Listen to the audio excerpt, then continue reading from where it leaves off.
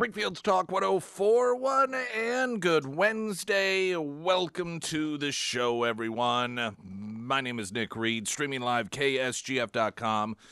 We are on YouTube. If you want to catch the visuals as you hear the audio, you can do so. Just look up Springfield's Talk 1041 on YouTube. You can find us there, and archived shows as well if you want to catch something from the past. And then we do have the podcast, Spotify, iTunes, KSGF.com, the app, all of those grand places. Today's the day that we will have presiding county commissioner Bob Dixon and Mayor Scharf in studio, or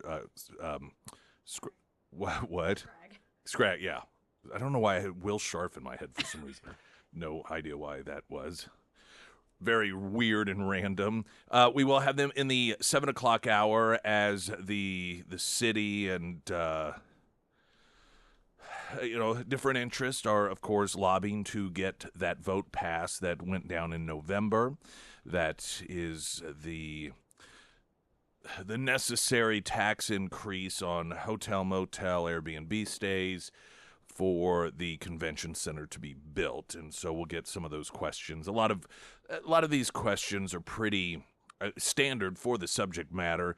They're questions that either naturally have come to me over the build up to this, or I hear consistently from you, some of them through emails, text messages. I'm out and about having conversations with folks, a lot of which are just normal people, some people actually in the tourism industry, some people in the hotel industry, and just business owners as well. And so it's quite a conglomerate of opinions and thoughts on it. I think under the banner, theme-wise, mostly unanswered questions, it seems people have, and not that those answers don't exist necessarily. That's some of, I guess, what we'll hopefully find out today. So that will be coming up in the 7 o'clock hour. And you can still send in any of your text messages that you'd like to do, or send in text messages that you'd like me to ask. If you have any questions, I'm not going to guarantee that all of those questions will be asked. I do plan on limiting questions to the subject matter at hand. I know that oftentimes if I mention that, this person's going to be in, there'll be other questions that might fall under their jurisdiction, if you will, that people send in, but it isn't necessarily the subject matter of the day. And so can't guarantee, again, that we'll get to all of them, but we will pick what we do think is appropriate. I do want to come up talk about a couple of different things that are, to me, in the same basket, and that is this special election upset that took place in Florida, and it's a state seat. It's getting a lot of attention, however, because it is considered an upset in a Republican district that, in fact, Mar-a-Lago is part of this district, and Trump endorsed the person who was running, yet a Democrat ended up winning. And increasingly what we hear from Republicans is, well, special elections, we never do that well. I'm telling you, we can see Trump is still president. Trump obviously still extremely relevant, but the Republican Party is behaving as if it's moved past Trump. And that is going back to the days of being a party of losers, or a party that is being led by losers. Just telling voters, well, we lose these special elections. That's just the way it is. When it comes to legislation, even when in charge, we're watching this with the SAVE Act right now. The same people who ask for your money, beg for you to reelect them, telling you that this is the most important election ever, and there's such vast differences between Republicans and Democrats, and if Republicans don't get in charge, we've got to get in charge so we can do all these amazing things, then get in there and start telling you why they can't actually get them done. the really important things. They may oftentimes get this done or that done, and they'll try to tell you how important and monumental that is. But when it comes to things like securing our elections in a manner that 80% of Americans agree with, I mean, how big of a loser do you have to be if you are in the majority? You're the leader of a party that's in the majority. Over 80% of people support a position, yet you still cannot manage to get that done somehow? You still have a list of excuses as to why it's not realistic. If it isn't realistic under those conditions for you to get the things done that you say you believe in, then what conditions do make it realistic? What is the point? And I'm telling you, it is that Republican Party, first off, that made Donald Trump president of the United States. Something that I think they still failed to grasp, that it is because of that loser attitude, that constantly downplaying expectations, managing defeat, that gave so many Americans this desire to find somebody that wasn't a loser and had America first values, and that was Donald Trump. And this insistence in going back to that attitude is how you lose voters. This is where apathy kicks in. It's where you have Republican voters say, what is the point even? Oh, I'm going to put you in charge so you can tell me why it is you're not going to be able to get done what you said you'd get done if you were put in charge? And as these special elections pop up, and there have been special elections within the past year or so, everywhere from Iowa to Georgia, Pennsylvania, in which Democrats have won, some more surprising than others. And it's just this constant, well, that's not unusual. By the way, the party in charge always loses during the midterm, so just expect us to lose. Just even the presentation, as insane as the Democrats are, they will be down 30 points going into a midterm election, telling you it's going to be a landslide victory for them, while Republicans run around telling you, well, you got to understand, history's just not on our side. So, hopefully we'll keep the Senate. I mean, it's just pathetic. And then can you just think? In my mind, I imagine you got some iconic movie, and it's the half during a football game, and the team's down, and some of their best players are injured, and they just come dragging themselves in, and they just think why even go out? Why not just give this thing up? And then the coach comes in and gives this rousing speech, or maybe the quarterback who got injured in the first play comes lobbing in and it's like, guys, no, come on, and gives this rousing speech, and then they all run out excited and pumped, and they're like, yeah, it's a whole total motivational mindset shift. And then I think if the Republican Party leadership were that coach, can you imagine that speech? Well, guys, now, historically, nobody ever really comes back from being this far down at the half, and we got all these injuries, and we're not at home, and so let's just maybe next time around we'll focus on future games. That's the Republican Party. And I've gotten to the point where I believe, I once upon a time I thought, well, maybe one day they'll hear us. They're like, oh, okay, we get it. I think they know this. They're just fine with it. Well, this is just the way it is. Forever and a day ago, Newt Gingrich, after he got elected speaker, this was in the 90s. And he was, I forget if it was an interview or if it was a speech he was giving. And he talked about his first day as a newly elected member of Congress, and they get them all together, and it's like first day of school. And he said that whomever it was at that time in the Republican Party that was tasked with telling all the new guys and gals, here's how things go, here's where the restrooms are, this is what you can expect.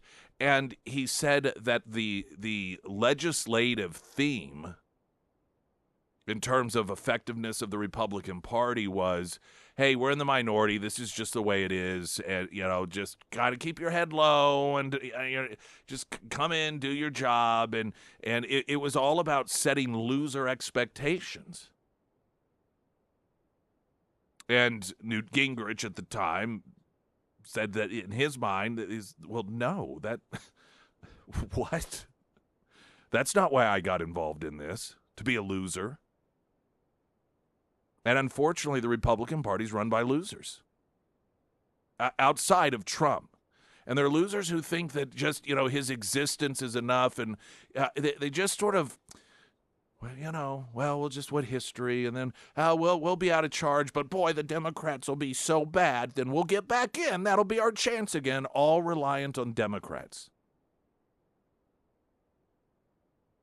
There's a piece in American Spectator. I want to share some of it with you, and it's titled "The Abysmal Quality of the GOP Senate Caucus is the Real Issue," and the SAVE Act mess has made that clear. And it's specifically focusing on the pathetic, if you even want to call it, leadership of Republicans in the Senate regarding the SAVE Act. But it is the personality of the Republican Party and why it is that they are insistent on going back to the old ways of being losers. Latest news update.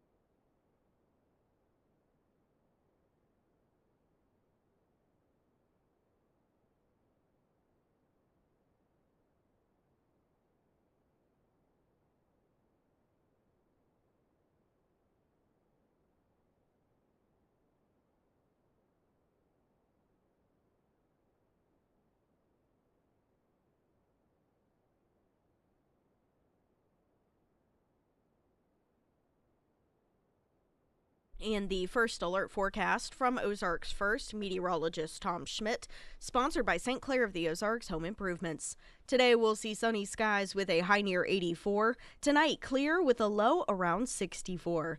For your Thursday, sunny with a high near 89. And taking a look at Friday, we'll see a 50% chance of showers before 1 p.m. and then partly sunny skies with a high near 60.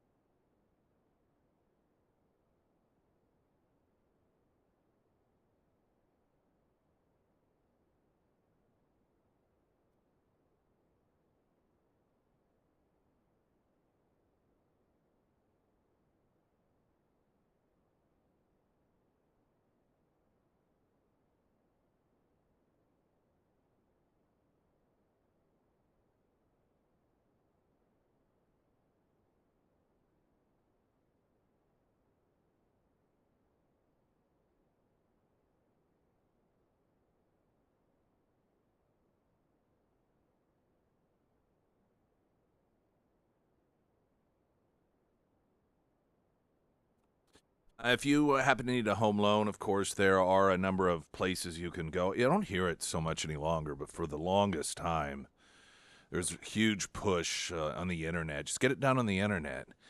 And, I suppose there might, in the minds of some people, be some benefit to that. I never really saw it, particularly when you're talking about such a massive commitment and things popping up oftentimes, and you having a unique situation. We hear this all the time from the characters, that they will get folks coming to them who started off with their traditional folks that they go, oh, well, we've always worked with these folks over here, and they know us, so we went over there. But because of some unusual thing popping up, maybe it's just a mistake on the part of the person doing the borrowing, didn't know any better, and took out a car loan during the process, something along those lines. And so they suddenly have a hard time getting a hold of their loan officer, the person handling it. And then they're like, well, you got to understand this, so we got to do this and that. And the person who handles this stuff, they're only in on Tuesdays and Thursdays. And, they got a kind of a backlog of people. And so they end up going to iwantagreathomeloan.com and getting in contact with the characters, and then find that they get navigated through this stuff, really dedicated to it, and making sure that anything and everything's possible gets taken care of. We just hear these stories consistently. So I recommend this. The site itself is a great way to get started. So you do have the ease and convenience of a well-developed website to navigate you through the process. But right there on the top of the page is Alex and Anthony's cell phone numbers. You can call them 7 days a week. iwantagreathomeloan.com. And it's going to get a pretty significant deal of attention, and I think that it should. A special election, I think it's just a state rep seat in Florida, but it was a heavy Republican seat. It's Mar-a-Lago, occupies the district, and a Democrat upset by winning it. You get one or two upsets, it's potentially dismissible, but the Republicans continue to see this occur.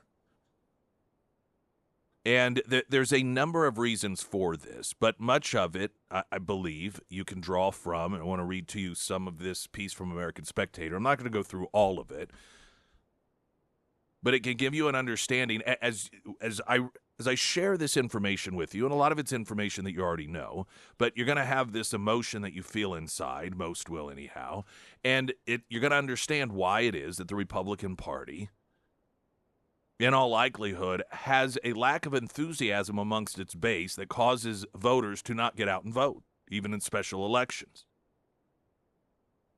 And Scott McKay in The Spectator notes that the Federalists, Sean Davis, did an excellent job of summing up the predicament the Republican Party finds itself in at the moment, with lots of time until the 2026 midterms, but no real indication that will make much difference. The whole quote, he writes, understand what Thune is doing right now, talking about the Republican leader in the Senate.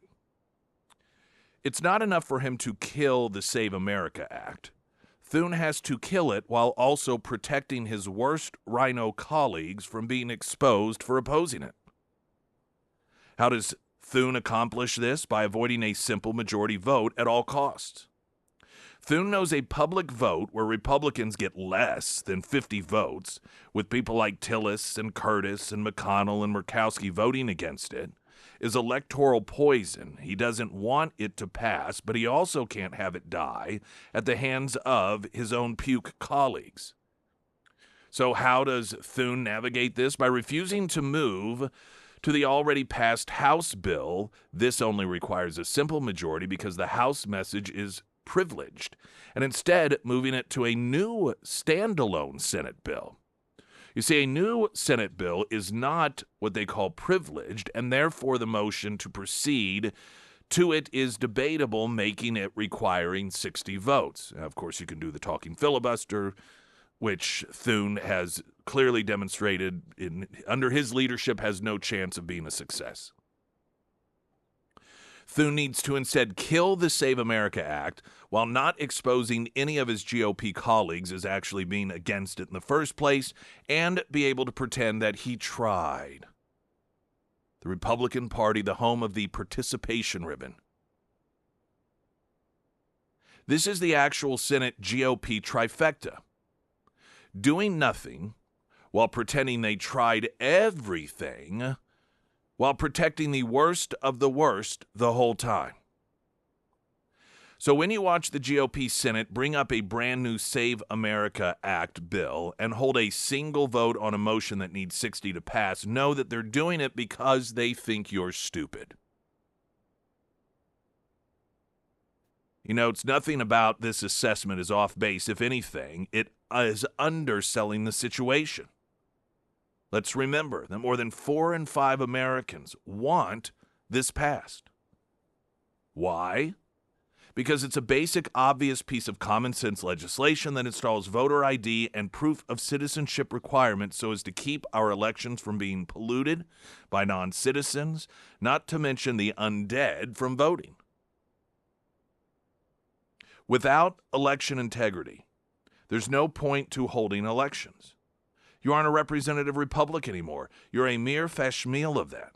Your entire political system is a fraud, and Americans are increasingly aware that could be if you prefer what we already have. With some 20 million illegal aliens residing here, some 3 million are reported to have been deported since Trump's second inauguration, which is a nice start to fixing the problem, but nowhere near enough to save the country. It's no secret what a crucial election integrity issue this is. The polls are all over the place on the issue, but a large fraction, if not a majority of Americans, think the 2020 election was decided wrongly on the basis of illegal or fraudulent votes. Recent legal developments in Arizona and Georgia have done nothing to allay those concerns. Nor do the utterly brazen words and deeds of the Democrat Party, who can't possibly signal their intentions any louder. And then the piece goes on to note how Democrats have become unapologetic in their recognition and acknowledgement that part of their plan is to allow illegals to vote. And it talks about, specifically in the SAVE Act, their big problem with the SAVE Act, as they have said, is that, or part of, with their, this runs in tandem. The funding of DHS is that ICE, they don't want ICE to be at polling places. Well, there's only one reason you would not want ICE to be at a polling place. Chuck Schumer even acknowledged that they fear ICE being at polling places would result in millions of people not voting. Well, who are the only people who might not vote if ICE is at a polling place for the purposes of catching illegals? It's going to be illegals.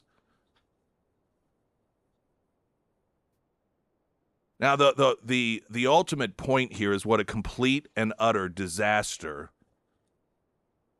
Republican leadership has become. We sometimes lose perspective, I think, because we see the Democrat Party and what a train wreck it is. I mean, you still have Maryland bill would mandate tampons in men's bathrooms. Legislation there titled Public Health, sponsored by more than 10 Democrat delegates, introduced February 5th, and it would, it's more of this insanity. You still have Democrats out there demanding that girls be forced to compete against boys despite injuries, despite sexual assaults, despite losing scholarships, and then demonizing any girl who dares stand up for herself. That's another issue, that 80% of Americans are on the side of girls, on the side of women, on the side of science, on the side of common sense. You have leaders in the Democrat Party currently, Chuck Schumer on MS Now. I'm giving you a list of examples for a purpose here. Had a bit of a back and forth with Joe Scarborough. Joe Scarborough was trying to essentially help Chuck Schumer by getting Chuck Schumer to admit, well, listen, as much as we may disagree with Iran, we can at least agree, being the number one exporter of terrorism in the world, not having their full military capabilities anymore. That's at least a good thing, right? We don't want terrorists to have all of these weapons. And Chuck Schumer disagreed with it. They went back and forth for 3 minutes. Chuck Schumer saying that he did not believe that it was a good thing for terrorists to have their nuclear capabilities taken away from them. And it wasn't a slip of the tongue, which is why the back and forth went on 3 minutes, because Scarborough kept revisiting it, essentially trying to give him a lifeline out of it, and he doubled down. You have Van Hollen, you got former CIA Director Clapper, who's the Democrat operative, out there saying that when it comes to Iran, we should trust the enemy over our own commander-in-chief. We're at war with these people. You want to talk about giving aid and comfort to the enemy? You are out there publicly on national television as either an elected senator of one of the two major parties or somebody that speaks on behalf of them as a former intelligence official, saying that people should believe what the Ayatollah or whomever replaces the or has replaced the Ayatollah, just anyone in Iranian leadership over the United States of America. Not to mention it was months ago, but 5 elected Democrats, they produced a video telling American troops to disobey orders that they may consider illegal, and then telling them, by the way, this war with Iran's illegal. Openly telling our troops it's their patriotic duty to defy orders while we are at war with Iran. I mean, I'm just listing to you a few things that any opposition political party with even the slightest bit of competence should win 90% of the elections. Yet we are already planning for Republicans to lose the House, and the Senate apparently is up for grabs at this point. If the Republican Party cannot managed to, in a massive landslide, win against the Democrat Party as it is today, that says just as much about the Republican Party as it does the Democrat Party. And when you see these special elections, one by one, Democrats picking them off, and just in terms of the logistics of a ground game, it's telling me that the Republican Party is back to their old ways of just, kind of running through the motions of elections. Those special elections, even if it's an election that is either supposed to be a shoo-in or, oh, there's no way we'll win this, those should be practice rounds. Those should be seen and accepted and embraced as opportunities to try really, really hard, to really go out, maybe try some new innovative stuff, and to fight as if it's the most important election that they've ever fought before, but because that's what Democrats are doing, not Republicans. They are doing what they long and rightfully so criticized Obama for as the leader of the United States and, quote, managed our decline. Somehow, however, they recognize what a bad idea that is when Obama did it as president, but when they're doing it with their own political party, well, you got to understand. That's just the way it is. We got traffic coming up in a moment. Pyramid Roofing Company text line 447 KSGF. I'm Nick Reed.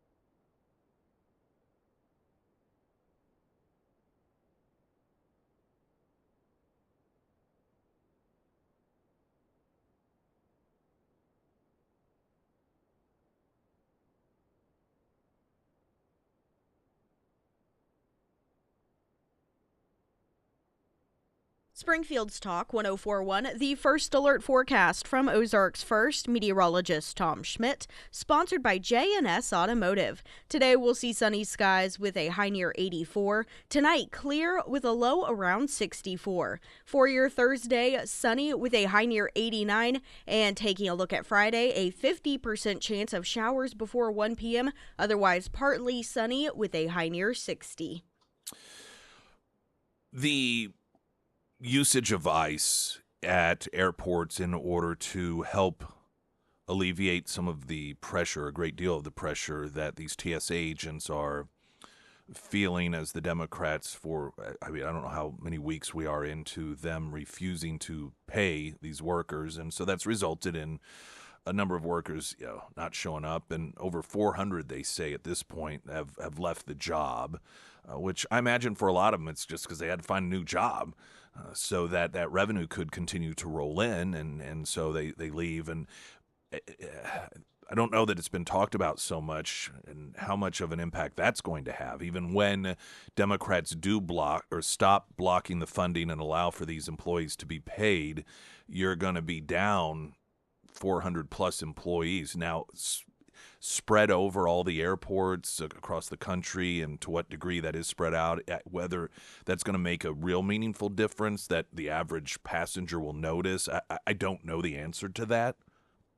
But there are going to be a lot of job openings that are there.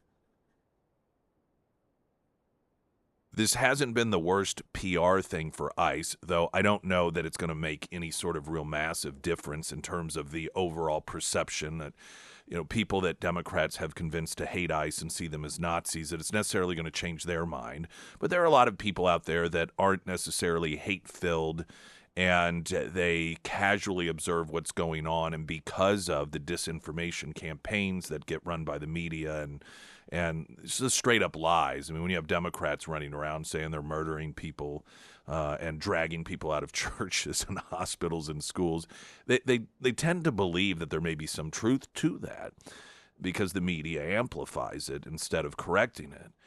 And when they actually come into contact with these ICE officers, and these ICE officers are handing out water, and they go to an airport that just days before had a 5-hour wait, and now CNN was at one of the different airports, and they were just shocked at that there were no lines. They went from thousands of people looking as if they were trying to escape some sort of country that was in collapse to virtually nobody at the airport.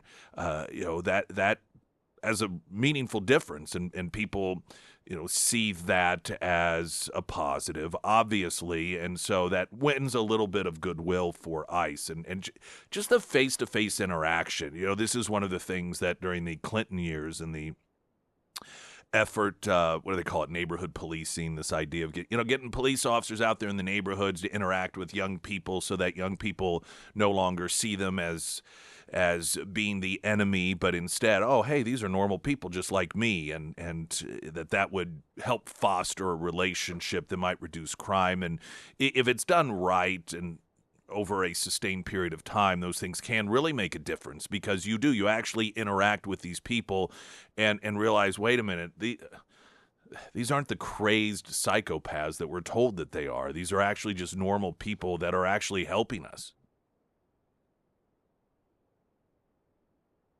There is a hilarious complaint coming from Democrats, and USA Today, same parent company as the Springfield News Leader, with the headline, ICE officers skipping masks at airport, reigniting debate.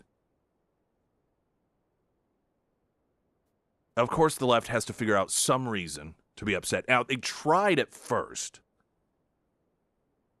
establishing the narrative that it's a bad idea to have ICE helping at the airports because they're going to start murdering people. That didn't happen. Instead, they were handing out water. So then it's like, look, they're not wearing masks. They're not wearing masks. Because you still have it. If you've been to the airport, you see some of these left-wing lunatics that they still wear masks for COVID reasons. And they at the same time have been demanding, in fact, this is one of the demands that Democrats have, is that ICE agents stop wearing masks while out tracking down drug traffickers, human traffickers. The reason, of course, that they have to wear masks, or the same reason that you see a lot of military personnel and federales and south of the border wearing masks, is because the drug cartels seek them and their families out to torture and murder for the purposes of intimidation. And we have that same issue, unfortunately, because of Biden's open border during the years that he was president. That is something that imported itself into the United States, to where you had some of these drug cartel leaders putting out hits on certain members of ICE and Border Patrol. But it's much more difficult to do if they're not so easily identifiable. So in order to protect themselves and their families, their wives, their husbands, their kids from being targeted, they try to keep their identity during these operations as secret as possible. Well, Democrats, of course, have been fighting against that. Once again, on the side of, in this case, the drug cartels. Well, now that they're at the airport and they're not wearing masks. And so this has a lot of Democrats asking questions. USA Today interviewed one left-winger who said, this was Seattle, so of course. She was wearing a mask, noting, "I wear a mask for health protection. ICE isn't wearing masks for the same reason. I wonder if they aren't feeling more empowered in that controlled environment, more emboldened not to hide their identities." So, of course, the understanding, trying to figure out, okay, now why are they not wearing masks now at the airport? It has to be for evil purposes, because ICE is evil. They're Nazis. And so it's, well, they must feel safe in the airport. It's a controlled environment that they can control. So that must be why they're not wearing them. Now, of course, none of that, if you ask, explain how that works, makes any sense. But there is a reason, and the reason proves the point here. They're not wearing masks in the airport because they're not there seeking out and arresting human traffickers that are in turn looking to identify them for the purposes of retribution. ICE agents that have been dispatched to the airports are not there executing search warrants or looking to track down drug cartel members who in turn, if are able to identify them, put a hit out on them or a kidnapping charge for their family members. So they don't need to wear a mask. If these people on the left had the ability to stop leading with hate and actually think through things, they would realize it isn't that complicated. USA Today apparently can't figure this out either. They write, civil rights groups have been fighting to force immigration enforcement officers to show their faces during operations as a way of assuring accountability. Several states are now battling the White House in court over the bans. The administration's prior insistence of the necessity of masks is partially driving the ongoing shutdown by Democrats. Trump has ordered the ICE agents to bolster numbers at the airport to help out. And it's just confused. We don't understand. Why is it that they're not wearing masks at the airport? This tells you it's not only why are they not wearing them at the airport, but why they have to wear them while tracking down these criminals. This is not that complicated. When their identification during an attempt to arrest some of the worst could lead to a hit on them or their family members, then, in order to prevent that from occurring, they cover their face, they try to hide their identity. When they're not doing that, like at the airport, just trying to help people navigate through the airport on their trip to wherever it is they're going. They don't have that danger at hand, so they don't need to wear the masks. It's pretty straight up. It's pretty obvious, and it also demonstrates that the reasons that they do wear masks when they wear them are completely warranted. Springfield's Talk 104.1, I'm Nick Reed.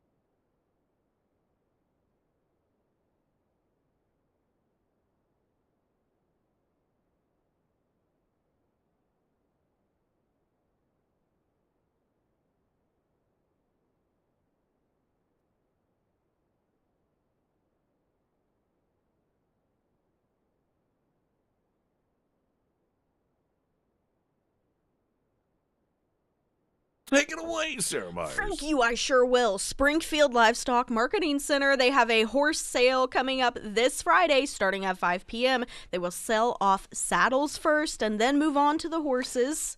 Horses. Yes. Do you need a horse? No. Oh, well, this one's not for you then. Don't need one.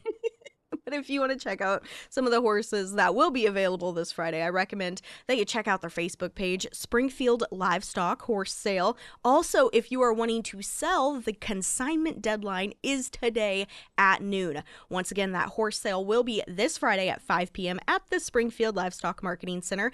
And if you can't make it out, but you really want to go, they do offer online bidding through DV Auction, and they also have live streaming so you can follow right along.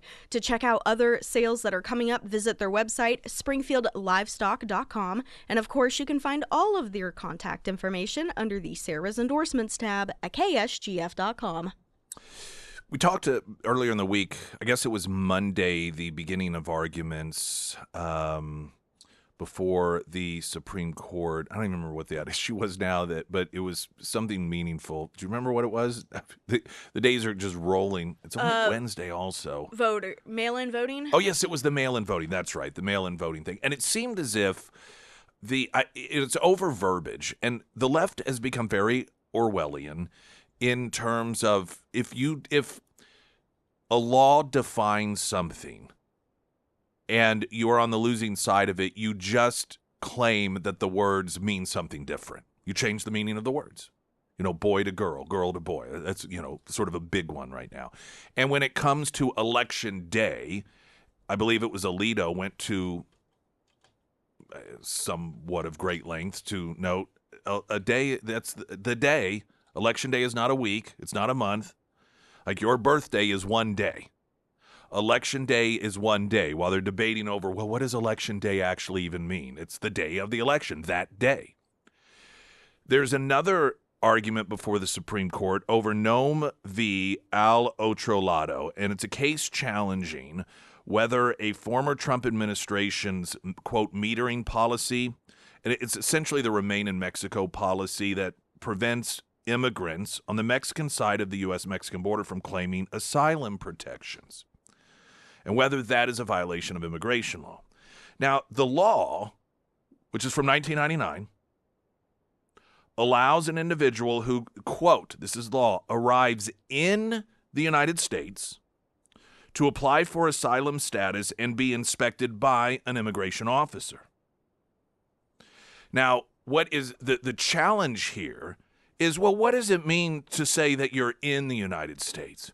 And the left is arguing, including, of course, the standard Supreme Court justices, and their questions are leaning towards this, the Ketanji Jackson Brown, I think Sotomayor is the other one, that, well, in could mean like not quite in, but actually at the border. So you're on the other side, but you're at it. That's the same thing. And it was, I believe, Alito again that just explained the very simple difference between the word at and in. Someone is at your front door is different than someone is in your house. Several of the justices questioned at what point it can be determined that an immigrant, quote, arrives in the United States. Justice Amy Coney Barrett specifically drilled into what the definition of arrival means. Quote, what is the magic thing that we're saying happens to make it so now someone arrives in the United States, Barrett asked. Now, Barrett has demonstrated that she sometimes has a difficulty grasping the human language. This is not a difficult thing to understand. Are we really entertaining the notion that what are supposed to be the brightest minds on the Supreme Court don't know what it means to be in a place as opposed to at a place or outside a place? I mean, this is how the left now operates. When the law is not on their side as it is written, you just change the definition of the words. So when you have a law that says, if a migrant arrives in the United States, they can begin this particular process. And you want it to be so that they don't even have to be in the United States in order to have that process underway, but instead on the other side of the border, then you just start questioning what the word in means. Or not just questioning, but redefining it, which is what this entire case is at this point, based off the questioning, built upon. Traffic now, I'm Nick Reed.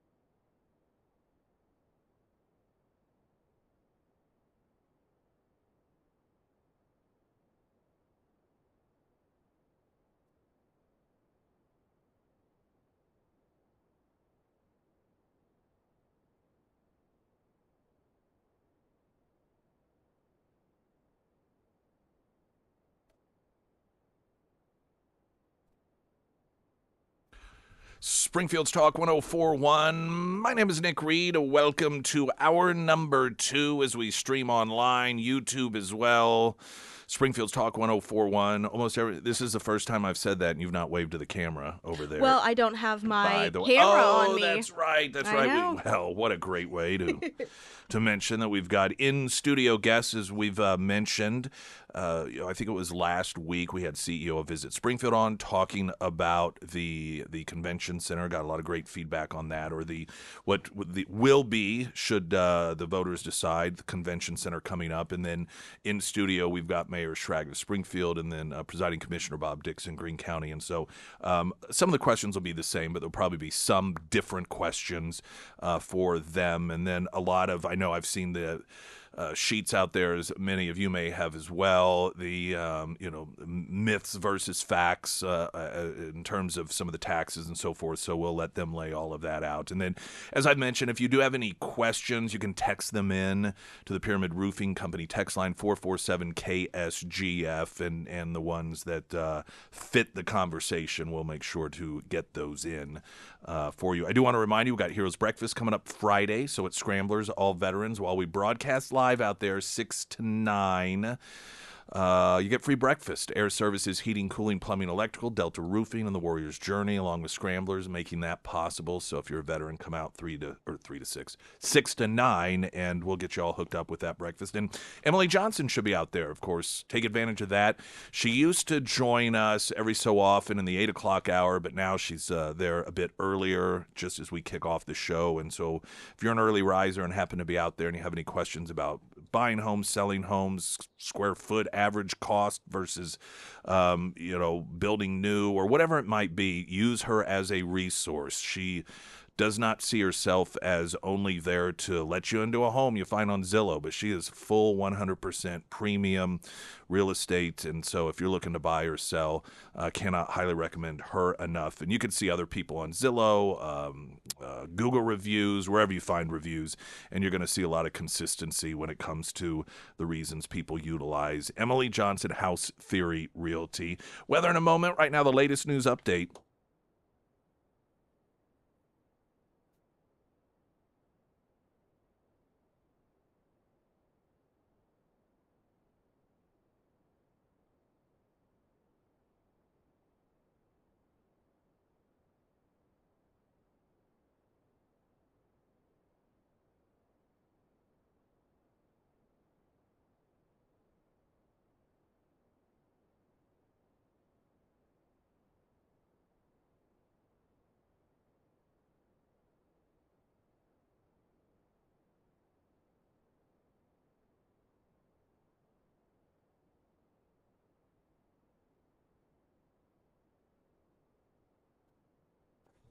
And the first alert forecast from Ozarks First meteorologist Tom Schmidt, sponsored by St. Clair of the Ozarks Home Improvements. Today we'll see sunny skies with a high near 84. Tonight clear with a low around 64. For your Thursday, sunny with a high near 89. And taking a look at Friday, we'll see a 50% chance of showers before 1 p.m. and then partly sunny skies with a high near 60.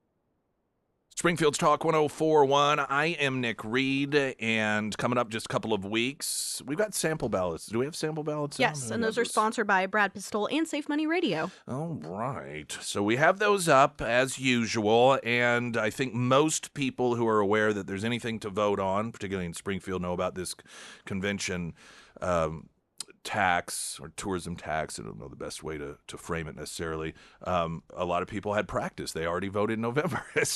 so they're like, wait a minute, we see this again. Of course, that has been online. A lot of people like, haven't we already voted on this? But there are some differences. And we've got Mayor Schrag here along with presiding Commissioner Greene County Bob Dixon to talk a little bit about this. And I erroneously said, I think Schrag or something, and then you were kind enough to correct me off air, and you said it doesn't really matter. I'm like, well, it does. It's your name. I should at the very least get that right, which this is the first time you and I've met, so it's good to meet you. Nice to meet you. Of course, I've known Bob Dixon for, I don't know, 15, 16 years, I suppose, somewhere around there. Yep. All right, who wants to start? And I've got questions, a lot of which just sort of openly asked is even before November, but I want for the two of you, or however you want to do it, sort of lay out your case for this to start off. Well, we thumb wrestled earlier, and I won, so we're gonna. Well, congratulations! Congratulations, yeah. It's true talent. So what the city is asking voters for is permission to increase the hotel motel tax by 3%, and to use that money to build an events and convention center in downtown Springfield adjacent to the existing expo center. Part of this would be a remodel and expansion of the existing expo center. The rest would be new construction. As part of this project, we anticipate a private hotelier will come alongside this and add about 400 hotel rooms.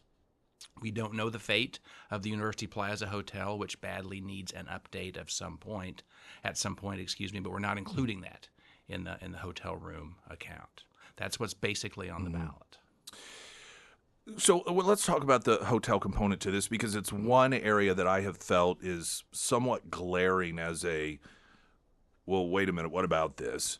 And it's because that consultant report had said, oh, for this to work, by the way, gotta have attached, connected, a 400 plus, I believe, hotel.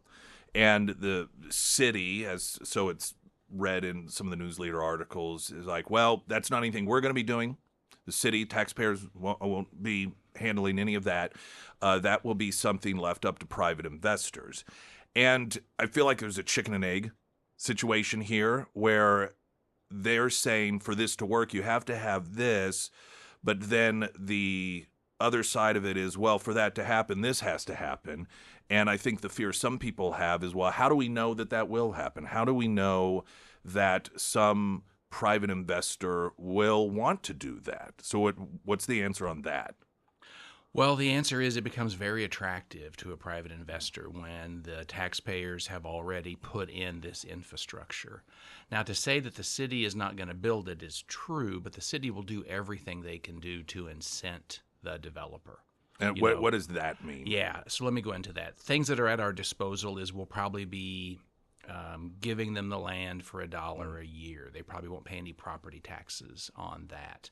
We'll do anything we can do in terms of if they want to add a sales tax on their own rooms in addition to that can come in. Things like that, anything within our regular economic development disposal. The same things we would do for a major manufacturer, we would do for them to incent them in the project. But what is standard in the industry is then this hotel developer will also have the master agreement to run the event center. Why is, and I don't know if this is standard, it's not standard, but I'm sure one of the questions people are like, well, how come no one has been like, oh, hey, we're first in line, we want to be part of this? Yeah, I mean, we've certainly had talks. I just can't, because they're private talks involving real estate. I can't talk about them. So we've certainly had interest. Can people, and because I think this is some of the stuff that you're asking people to vote for this, and so they're going to be mulling over this stuff. Are you able to give people an odds? Like, well, listen, we can't talk about it, but I'm telling you as mayor, like 80% sure we've got someone, or we have no idea the odds, because I think people, for somebody, if they're voting and they believe there's a 90% chance, their vote may be different than if there's a 10% chance. I feel good saying 90. Okay. I feel very good with 90, and those are all very fair questions. Here's let me throw this out to you. Still out there is the possibility of a $30 million state match. And as I'm new to this game here in Springfield, Missouri, St. Louis and Kansas City have gotten all kinds of state investment over the years.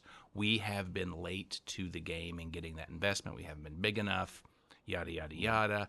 This is a new thing for Springfield to have the state investing directly in things like that. Not in times of COVID, of course. So that's another reason why we're a little bit on the clock here, because we've got to get this proven to them before the end of this fiscal year. Has this, and I don't know this necessarily has anything to do with how people vote one way or another, but I'm just curious, has this been a challenge? I think the city was caught off guard that this did not pass in November. I thought it would.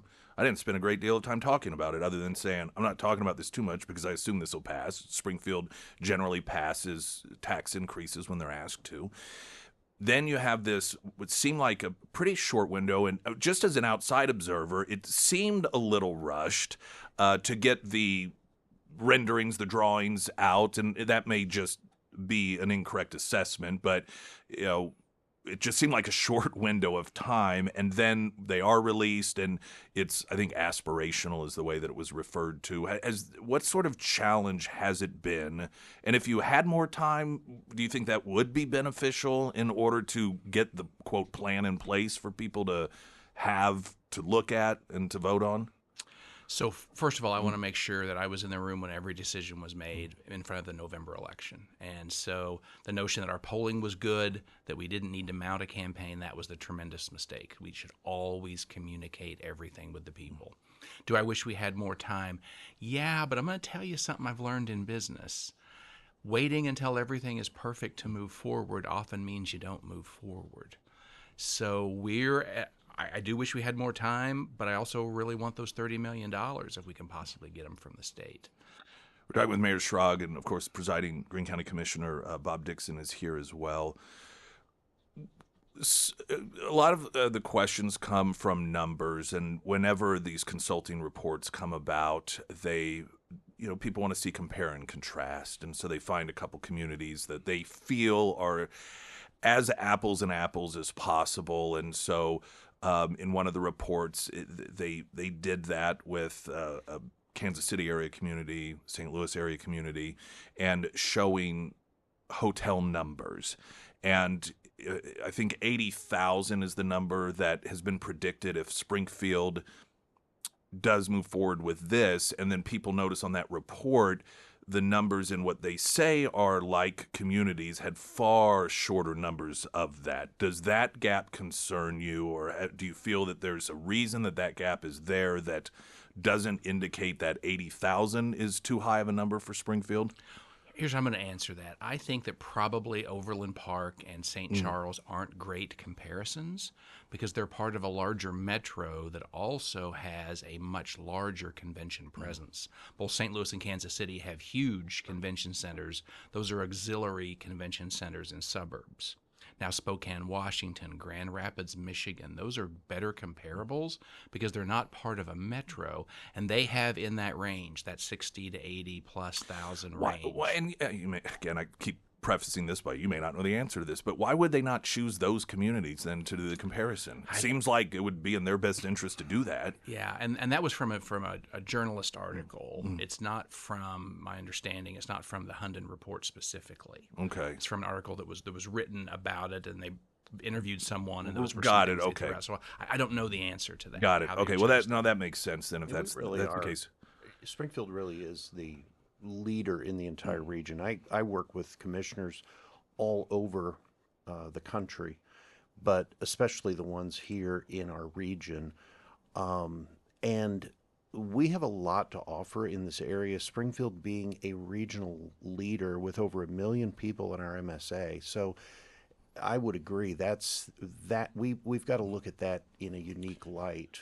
If we're going to talk about something like major economic development, And if you compare regions like ours, we're actually way behind, and we're leaving $125,000 a day in economic development on the table.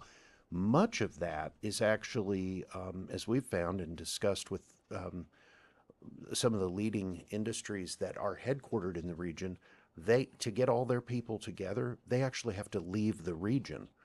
They'd much rather bring their people in from around the world here, and we're just throwing that money away today. That's almost $1 million a week in economic activity.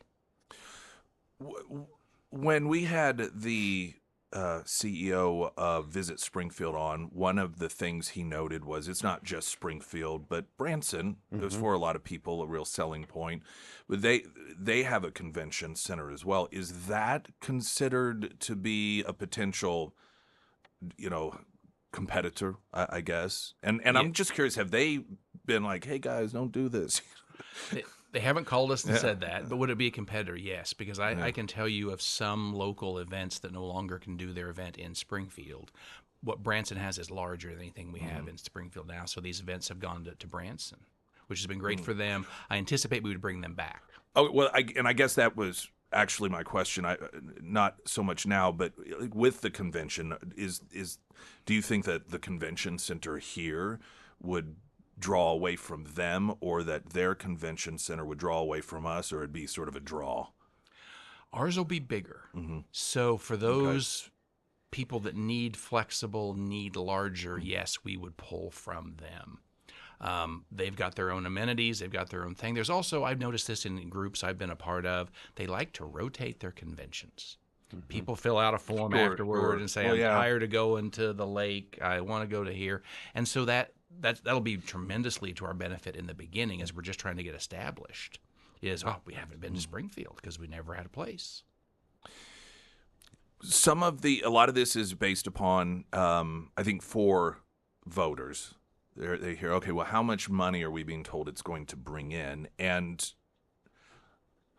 you can correct me if my assessment of this is wrong, but it seems to me as if a lot of that is based off of events that the convention center will host that are bringing people from outside in. Because you've got the different types. You've got those that, it's local stuff.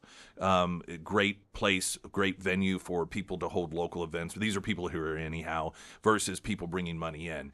And it seemed as if the report didn't differentiate between that type of foot traffic. So how is a dollar amount assessment done when there isn't a differentiation between people who are bringing money from the outside in versus those that are already spending the money here anyhow? Yeah, that's an absolutely great question. And some of it, you're absolutely right. If there's an event that's already here that's just growing or moving to that, right, that's not generating any new revenue at all, and you're wise to point that out. But we also have a cost of not doing anything here. Would that event eventually get big enough that they just can't do it in Springfield anymore? And then we're losing dollars we already have. So there's a chicken and egg. We keep going back to that old chicken and that old egg today. So is it fair to say not having a differentiation?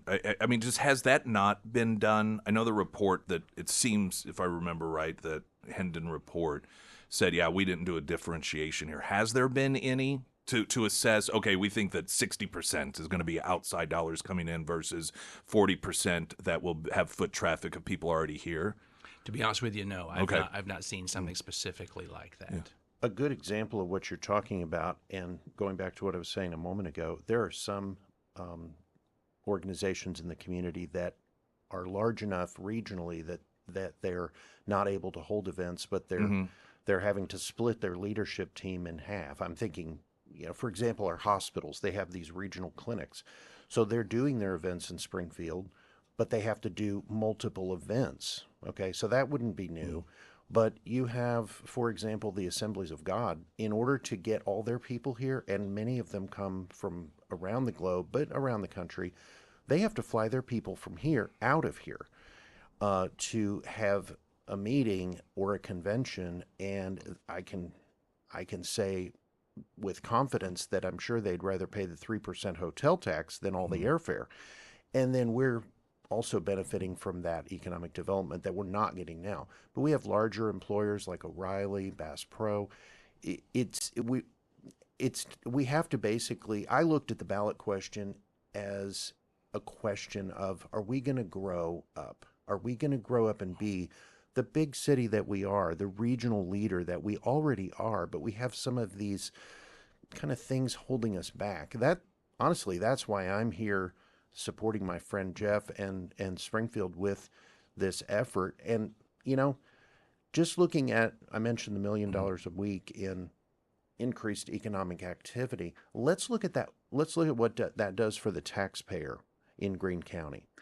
Um, Obviously, that income or that economic activity is going to be on site in Springfield, and it's going to be things that also create additional jobs. Your restaurants, your not just your hotels, but all of those businesses. And they may even say, you know what, I'm going to add on a couple of days beforehand, or I'm going to tack on to the end of this convention and take my family. We're going to go up and maybe sail at Stockton, or we'll go down to Branson, or we'll go see some of the sites. And, this area has a lot of caves. There's so much to see. They're going to pay sales tax on all that. That's money that is funding infrastructure and services.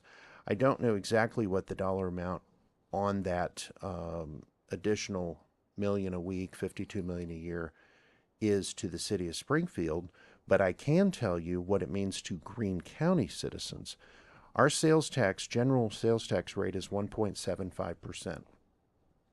That's an additional $1 million a year in general revenue that is not coming from Greene County taxpayers. So that is, and I can tell you, we run a very tight shift because we have no online or internet sales tax. So our sales tax base is actually shrinking as people buy from Amazon for convenience. This helps to fund local services without burdening local taxpayers, and they don't even pay the hotel tax. Now, I can guarantee you right now, I know our listeners, some of their mind, they're going, well, if all that extra's coming in, are we going to get a tax cut? If you have all that extra revenue. For Greene County, I can tell you that we are hunting every day for savings in our budget to stave off tax increases, because the sales tax base is actually shrinking. And we can go into that maybe another time, some of the savings we have done. But to me, this is an opportunity where we can actually fund services without having to go to voters. Mayor Schrag with us, presiding commissioner, Bob Dixon with us. Going to take a quick break. Traffic will continue on. Can we have you for a bit longer? Sure. I put you on the calendar till 8. I didn't ask. I hope that's all right. It's good to me. Okay, excellent. Springfield's Talk 104.1. I'm Nick Reed.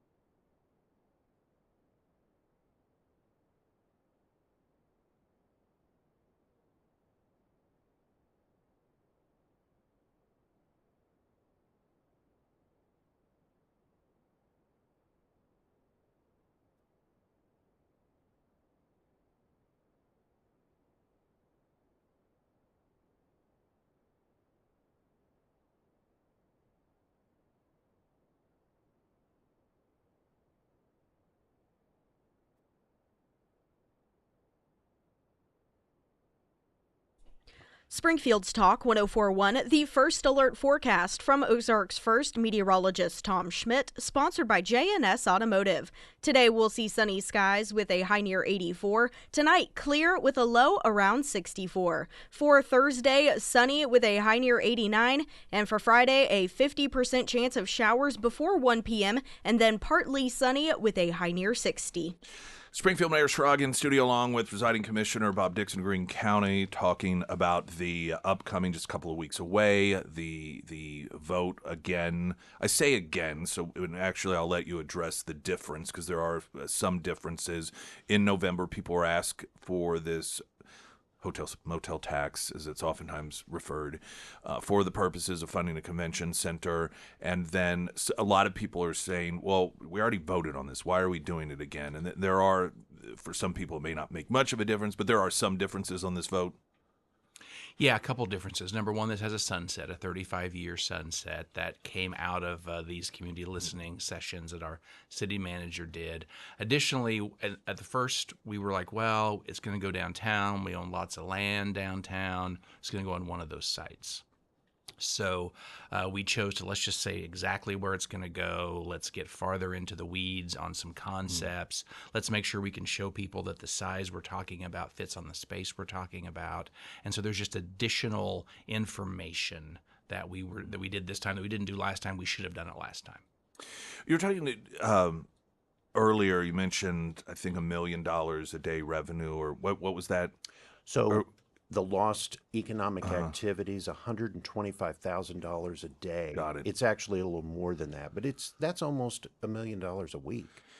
Where does that? How did they come up with that number? And the reason I ask is I'm going back to the lack of differentiation between the foot traffic that is expected to come in from the outside, bringing additional dollars, versus people who are already here. So how did that number develop? You know, Nick, as we're talking this through, I think I might have an answer to your earlier question. So that's based on hotel room nights. And they have got this research that says somebody who comes into town that rents a hotel room generates an extra X amount of dollars for the community. Sure. So when they're talking about that money, they're only talking about people who would rent a hotel night. Well, and so then that goes back to my question. How do they know that number if they aren't differentiating people coming in versus those who are already here as a draw for the new convention center? So they're using a number that says an event, a booked event, typically is this many days. Again, these national averages, and that results in this many room nights. So that's their number they're basing on, is this national average of room nights. But do we know how they got that number? I just know from national averages. Okay. It's interesting on some of these reports and estimates based on same size regions, how accurate they can get, looking back at how the other ones came out. And that's so. Is that's that kinda what I where? look at. And I feel like I'm being real obtuse here, No. and not getting some of this. When you're talking about the national averages and the number, is that being derived from, this is on average cities that have convention centers versus those that don't, and that's where they get the number difference? Boy, you're deeper than I know. Well, yeah, my friend. because I think that's for a lot of people. They're like, where do Yeah. these numbers come from? Where these dollar amounts are tied to people, but we don't seem to know how many people are actually going to come in because of it. And so I think that's Well, whenever and I've had, I know the numbers can be complicated at times, but some of that stuff is pretty boiled down. Whenever I've had questions like that, Visit Springfield has done a great job of answering them for me as to where those come out. So I wish you had Mark back again. because those we are always suggestions. he seemed to be all right with his time here. He was a nice guy, so maybe he'll come back. Mark is really down in the weeds on those. Well, I can just reach details. out to him as well. I guess he doesn't have to come in because that's that way I he don't can know do if some he said research. this on the air the other day when I should have been listening. But We do have podcasts, Okay. Mr. Dixon. Well, I just not just that you're got occupied myself with in other trouble. I heard him do a presentation recently, and I was so impressed with the way he wrapped it up. Mark is from London. You probably So I did not originally, know that. yeah, originally he Uh, was from. I'm just joking. Oh, I was I was thinking I'm the obtuse one. Yeah.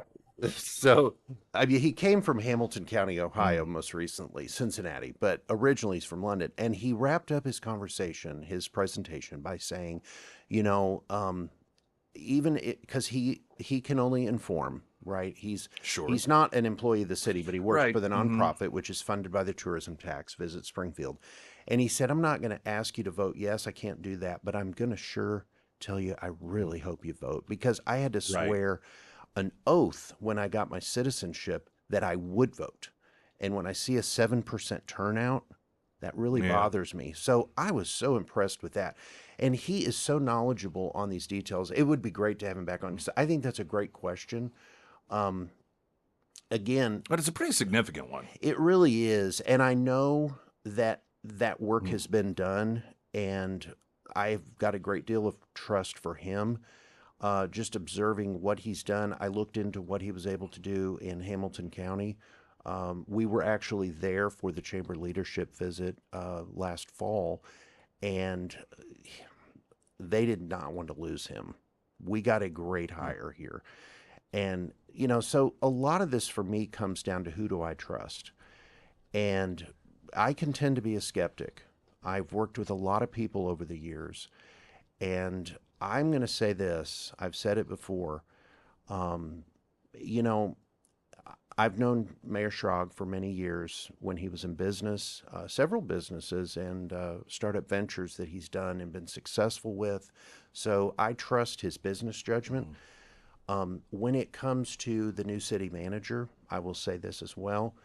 Um, I knew David when he was working at Republic, and I was so impressed with what he was doing with the culture and the customer service mentality he brought there. We actually brought him to the commission conference room and invited him to give us advice on how we can kind of transform the county and make us more customer facing. That was very helpful. I was excited when I saw that he was being considered as the city manager. I can tell you, he's changing the culture, and it's not a statement on anybody that's there or the elected officials, but it's a new day in Springfield.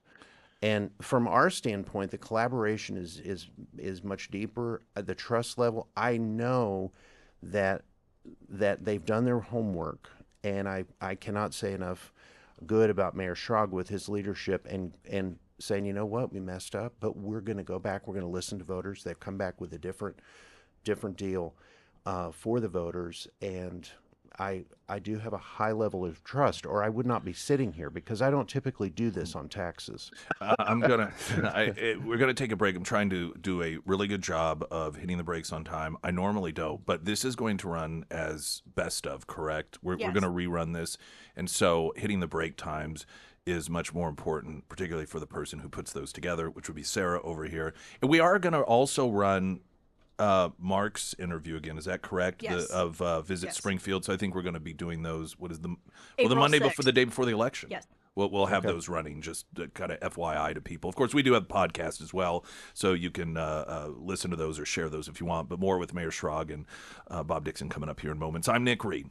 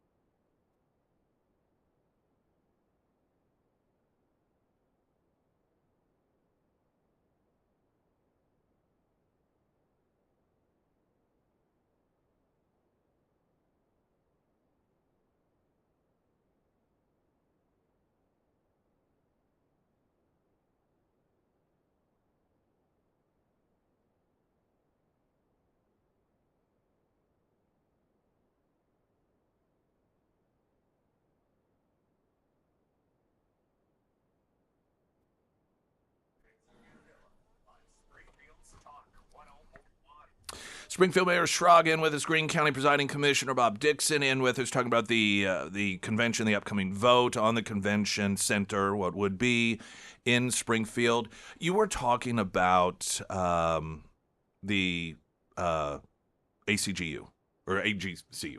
Which is the Assembly of God, and the vastness and how it is that when it comes to looking for convention places, they have to keep in mind, as so many other businesses and organizations do, that they're bringing people in from all over the country. Right. In my assessment, being in the middle of the country, that it's certainly beneficial to be in the middle of the country if you have people spread out all over. Sure. Someone had made a comment that I had never even thought of before. And they are involved in, conventions. And they said a challenge for Springfield is lack of direct flights into Springfield from around the country, which makes it a bit of a mark against coming to Springfield, because you talk about things that are missing right now, the convention center that can accommodate this stuff, but they also look, okay, are people spread out across the country going to be able to get in directly here? And that isn't something Springfield has that a lot of other communities do. And I had not thought of that as a component to this. That's a great observation. And I would just say that probably is, I'm going to guess that that's more of the chicken and the egg thing, because I think you'll see that with the center, that will help our airport folks be able to attract more of those, because it all comes down to volume and seats that are filled. Do you think it's a challenge that so much of this is, I think people will hear build it and they will come, as opposed to, because one of the things that Mark talked about, he described it as it wasn't so much build it and they will come, that there are some wanting to come here, but they don't because it's not built. Yeah. And so seeing a built in there, as opposed to no one ever thought about Springfield before, but now that we have this, suddenly, direct flights will start coming here and conventions will start coming here. I mean, that's a challenge. I don't know that it's quite as simple as that movie line, but I would say the airport's already made some strides. I sat down and listened to a report recently. Yeah, but adding some direct flights even recently. But I think you'll see that as more fuel in the tank. The guy sitting next to me here, who's started a bunch of businesses, probably understands that give and take and what you have to do better than I do. I might back up on two different things. Yeah. I see this much more as a driving regional destination than a flying destination. Absolutely. Okay. If the Assemblies of God is able to turn and host a national event now in Springfield that they had to have in Nashville or Atlanta or somewhere else, yes, that will necessitate some flying. But again, I look at these hubs like, not hubs, but these comparable cities like Spokane, Washington, and Grand Rapids, Michigan. They've got the same difficulty. And there is a great deal of regional use for things like this. And we talk often about conventions, and we think about, the association of whatever coming to an X place. There's a whole other levels of use for a center like this. There's people who are interested in cats or quilts or cars or different things, and those things rotate around the country, and they entertain a region in a place, then they go to the next region with a place. And exhibitors travel with them or do certain ones. There's lots of levels to this. And in business, what I always say is, you open a muffler shop and you think the money's going to be in mufflers. But as you get in the business, you get talking to people, you realize, no, really, it's in doing oil changes. And so you pivot your business. There's lots of subtext to the convention and event business that Mark can speak about very intelligently. He's shown me those lists of places that would like to come to Springfield. I shouldn't say places, entities that would like to come to Springfield that just cannot. And they're a wide variety of things. So his understanding of the deep economics of the industry are far exceed mine. One final thing. When I look at this and I look at the amount, not final thing, but one point I want to put a bow on is I say, okay, what if Huntington's off by 20%? Is it still a good deal? What if they're off by 25%? What if they're off by a third? I contend it's still a good deal.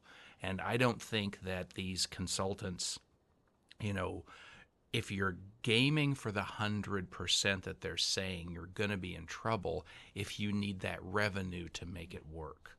What the city has done is identify the natural growth rate in hotel motel taxes and what we have existing and say, this is how we're going to fund the basic infrastructure. We're not betting on new income funding the infrastructure.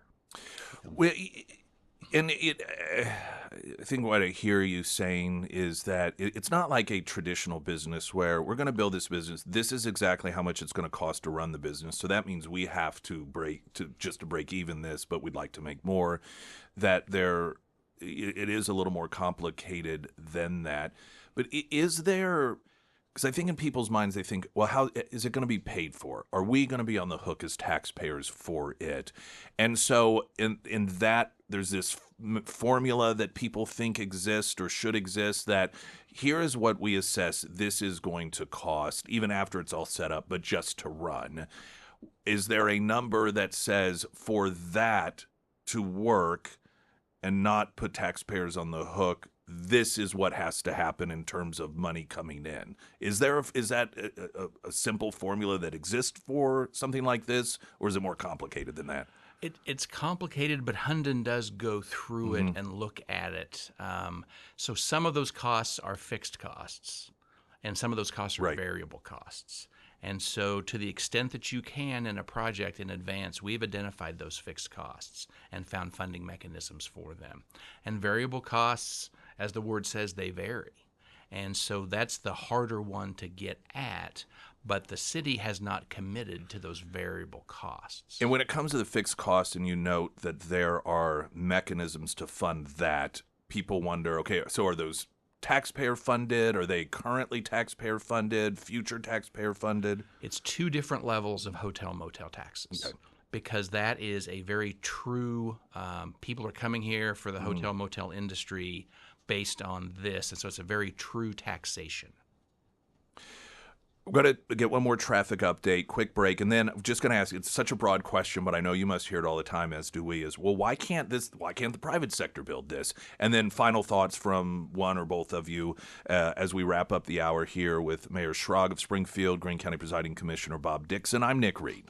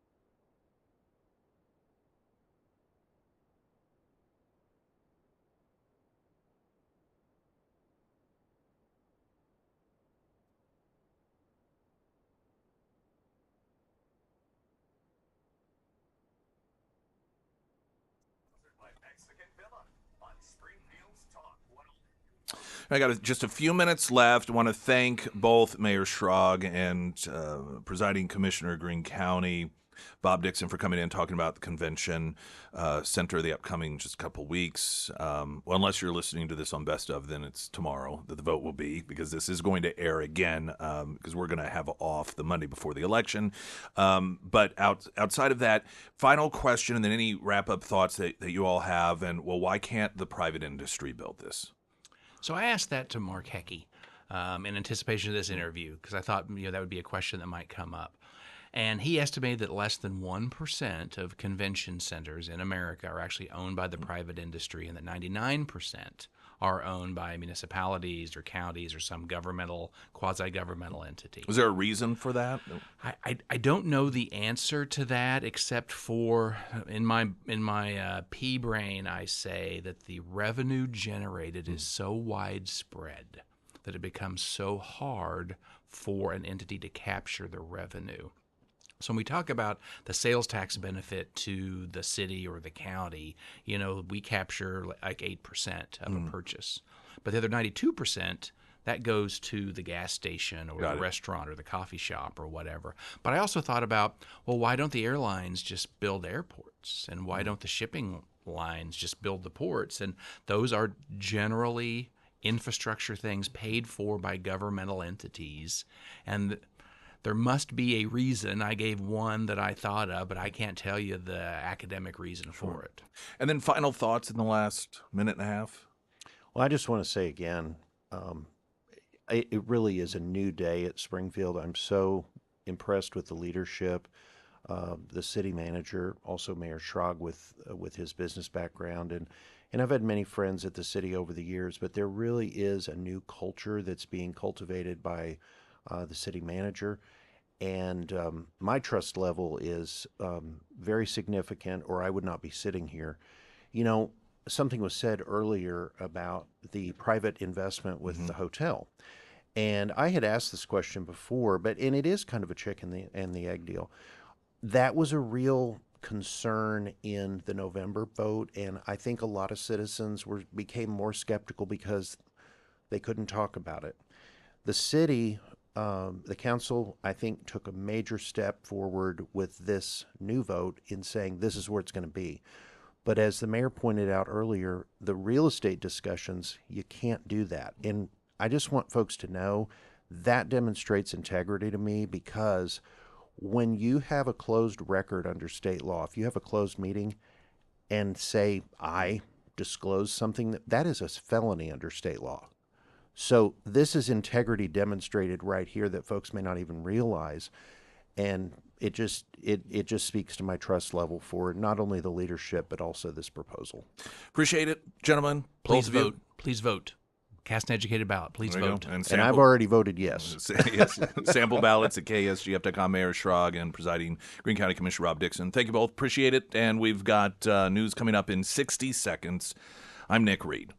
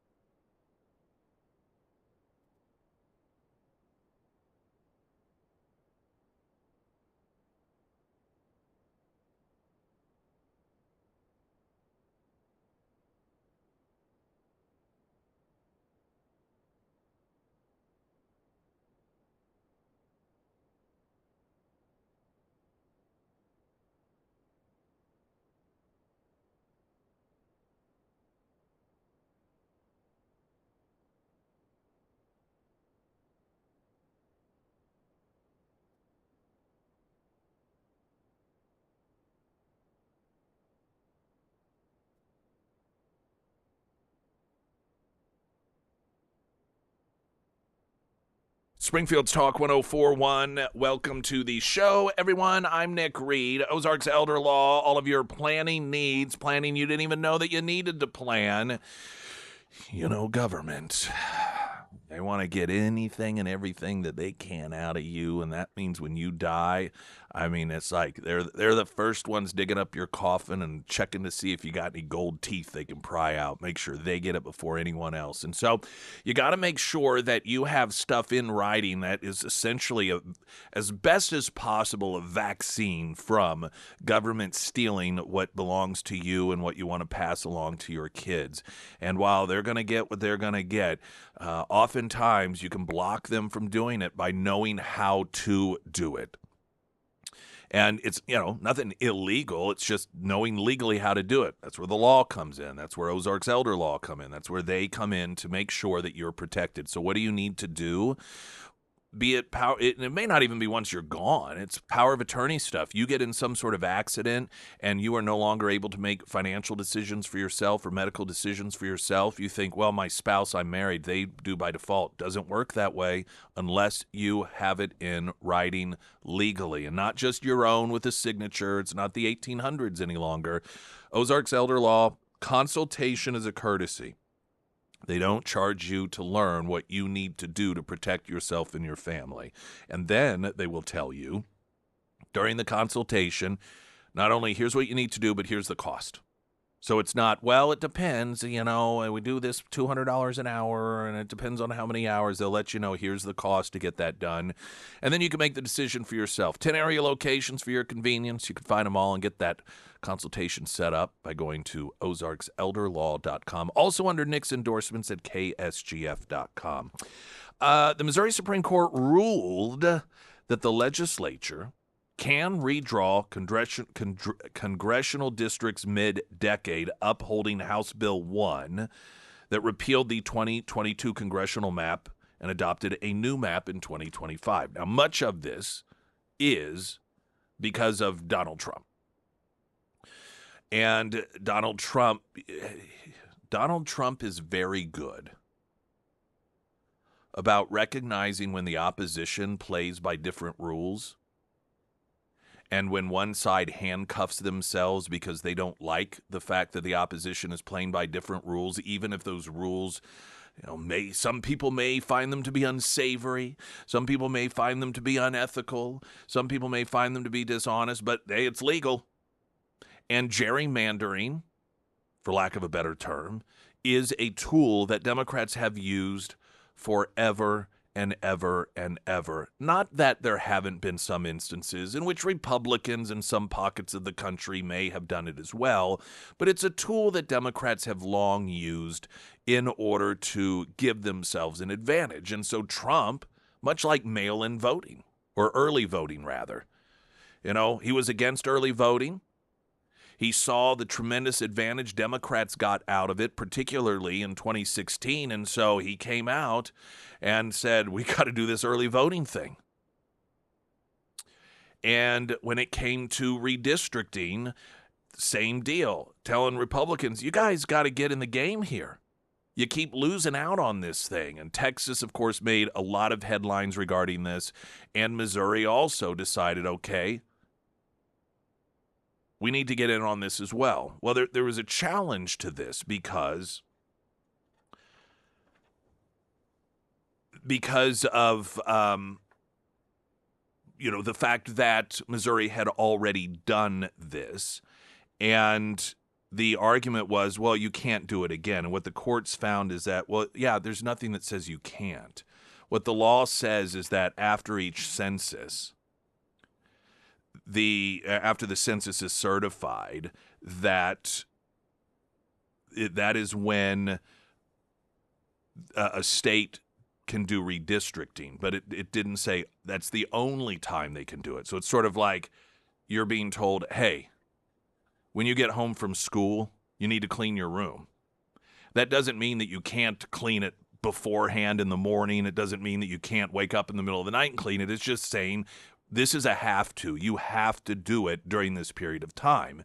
And that's what the Missouri Supreme Court 4-3 ruled, is that, listen, it says, yeah, this is when you do it, but it doesn't say that's the only time you can do it. And so because of that, they ruled that the new district map can stand as it is. I want to update you also on something that is being discussed in the Missouri Senate in Missouri. Transgenderism in bathrooms, in schools. You would not think this is something that has to even be discussed or debated in a so-called deep red state, but nonetheless, this is the effectiveness of the left, even in states that people think are immune from such psychotic behavior. First, though, the latest news update.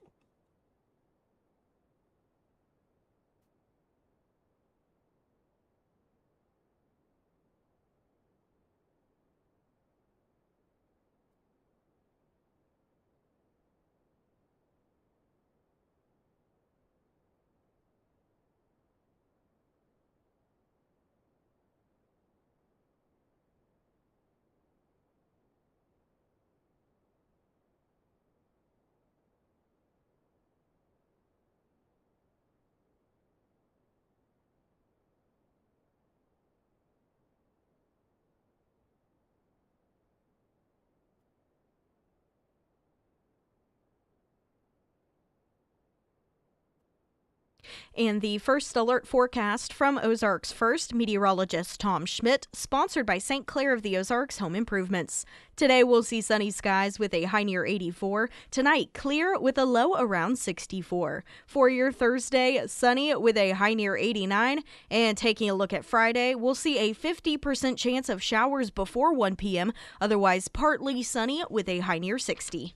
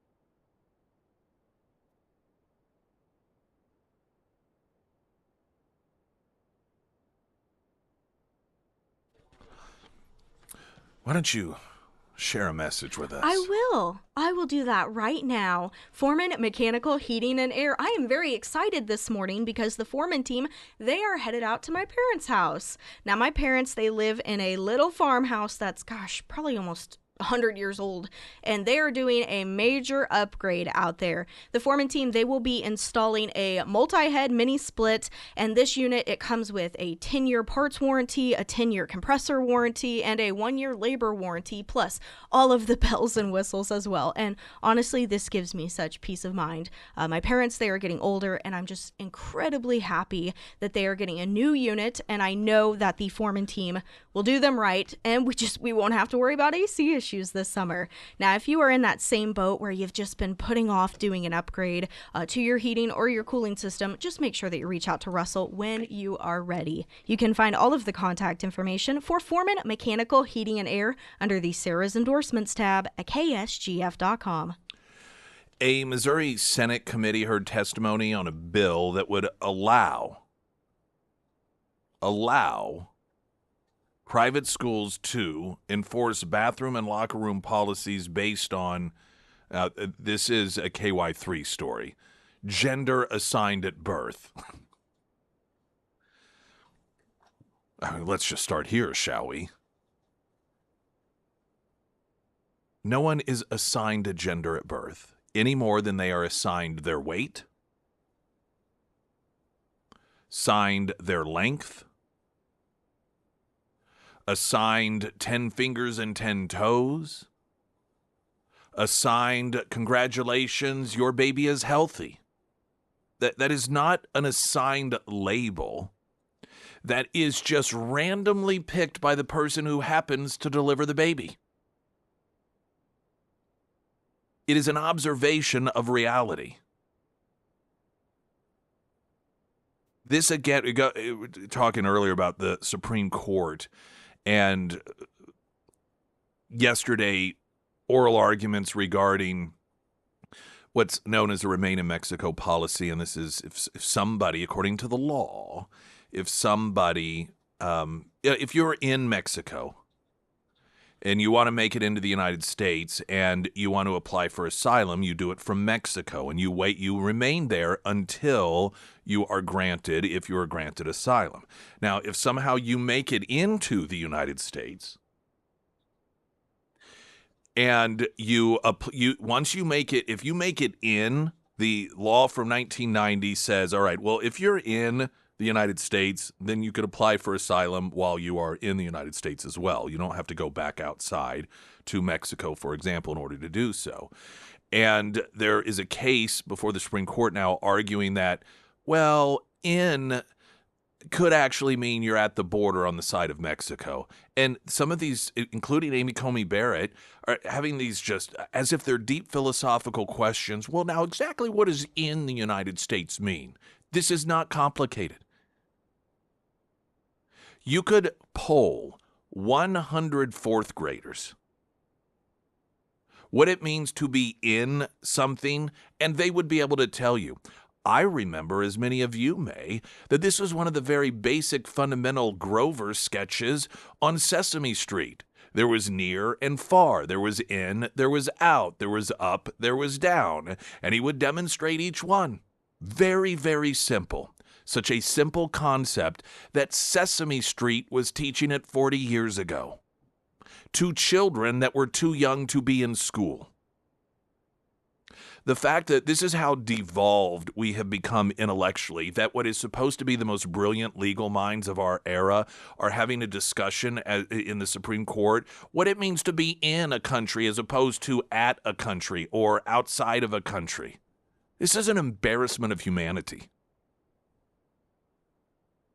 As is this assigned at birth, your gender. You see this on some of the prescription drug commercials. This drug is meant for people that were assigned a female gender at birth.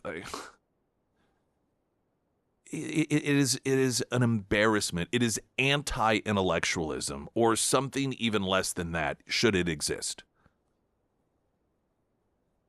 Though it should be no surprise, that's why it's written up on KY3.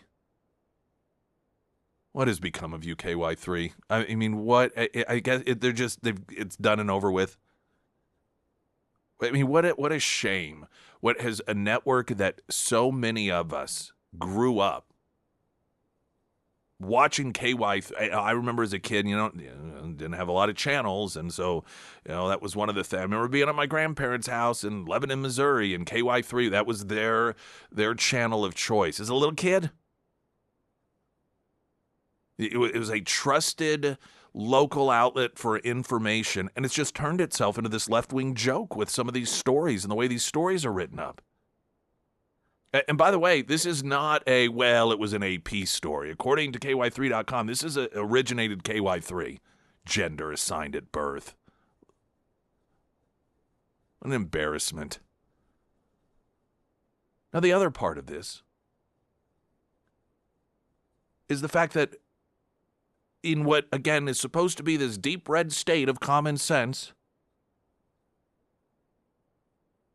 They're debating whether or not a private school, whether the government will allow a private school to have bathrooms for boys versus girls, as opposed to being forced to make girls share locker rooms and bathrooms with boys. And none of this is a sign of a sane world. Yet this is where now I suspect that that it will pass. I suspect, barring any sort of, I don't know, craziness in terms of maybe some other component to this that derails it, any sort of poison pill that is put upon it. In the KY3 story, it is pretty interesting. One Democrat is just complaining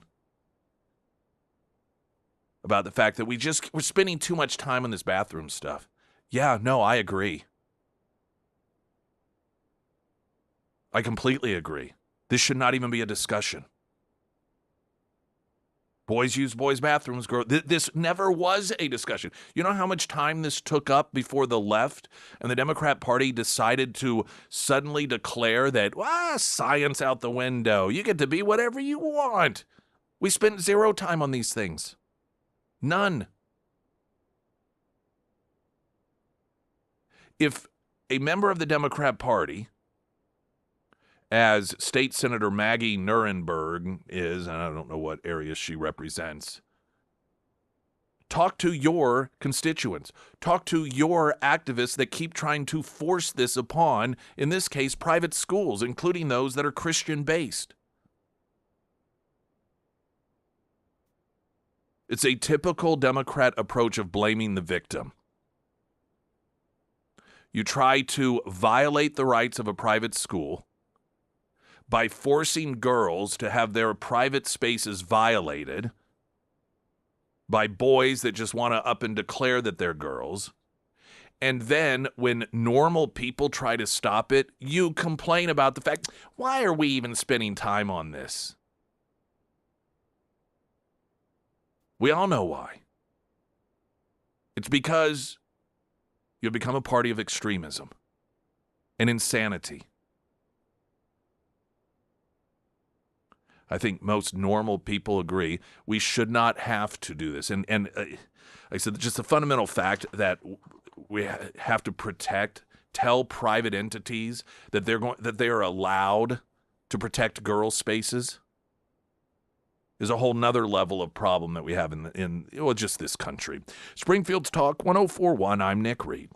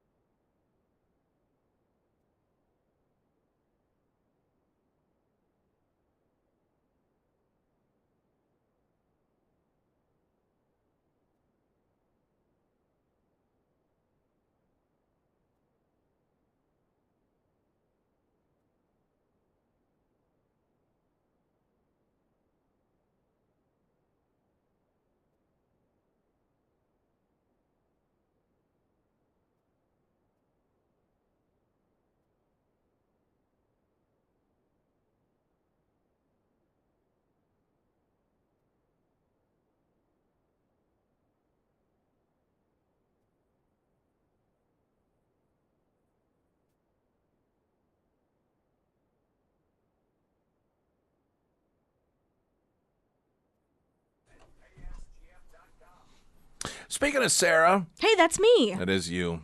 I want to read a review for the fine folks over at the Pyramid Roofing Company. The Pyramid Roofing Company did a fantastic job. It took a while to get booked only because they were so backed up due to all the storm damage around here, but they were very professional. They cleaned up completely and my roof and gutters look awesome. That is what Melissa said with her 5-star review. If you did experience storm damage from the storms that rolled through a couple of weeks ago now, make sure that you have a trusted professional on your side. Don't go with a random door knocker. Make sure that you have someone who has your best interest in mind. And I will always recommend Josh and his team over at the Pyramid Roofing Company. They offer free roof inspections and they work with you through that insurance process without making you sign anything. If it is time to have the Pyramid team out to your home, reach out to Josh today. You can find all of the contact information for the Pyramid Roofing Company under the Sarah's Endorsements tab at ksgf.com.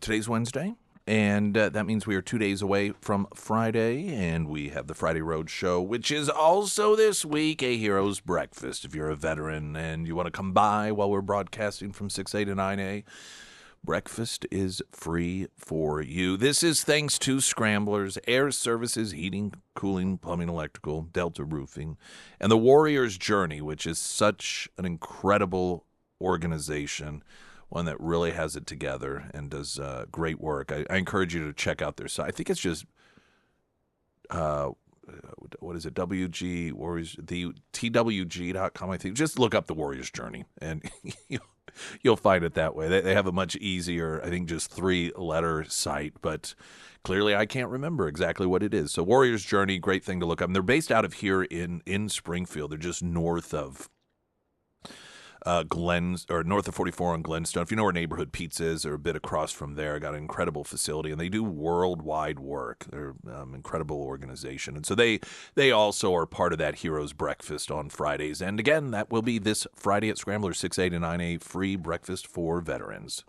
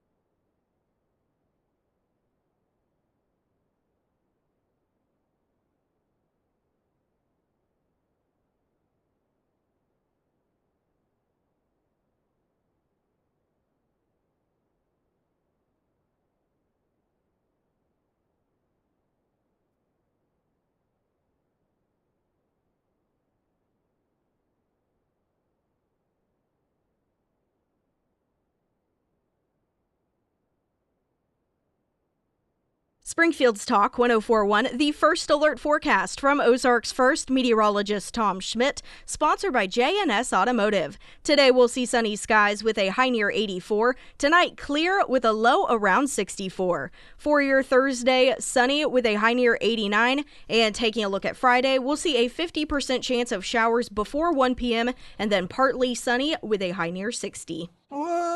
Kirk Elmquist in studio. How are you, sir? Man, I'm really good. It's so good to be on with you and Sarah and come in here a little early before we get to doing our little show. And I know it's great to see you. And for people who don't know, you've got a show that airs here on Saturdays, and you always have a huge crew. You cram in here. I mean, It's true. Yeah, I mean, we're built. I'll see you streaming in. I'm like, my gosh, how many people does he have with him? Yeah, we're telling the story about all things going on at Missouri State at 104.1 every Saturday at noon, and it turns into a perpetual cast on your app. So I think it's pretty cool to tell that story, academics, athletics, and the social connection. It's quite fun. We were, in fact, talking about this the other day.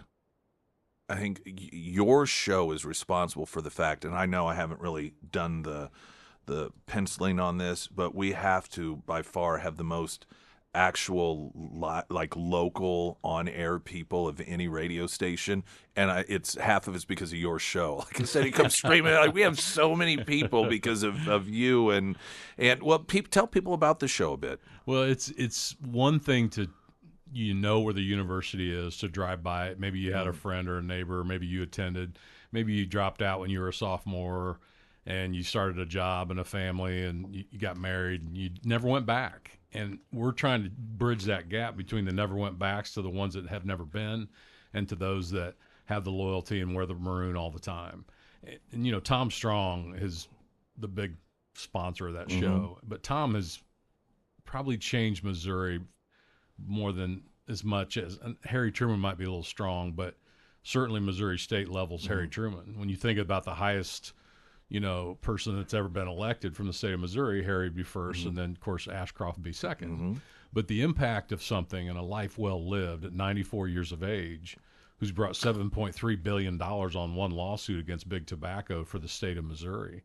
And then he created the help with the name change. And then he also helped create the new doctoral program that they had, the PhDs at Missouri State. So he's our partner. And then Dennis Heim, the all-time sack leader, which that's the guy that tackles the guy behind the line of scrimmage. Yeah.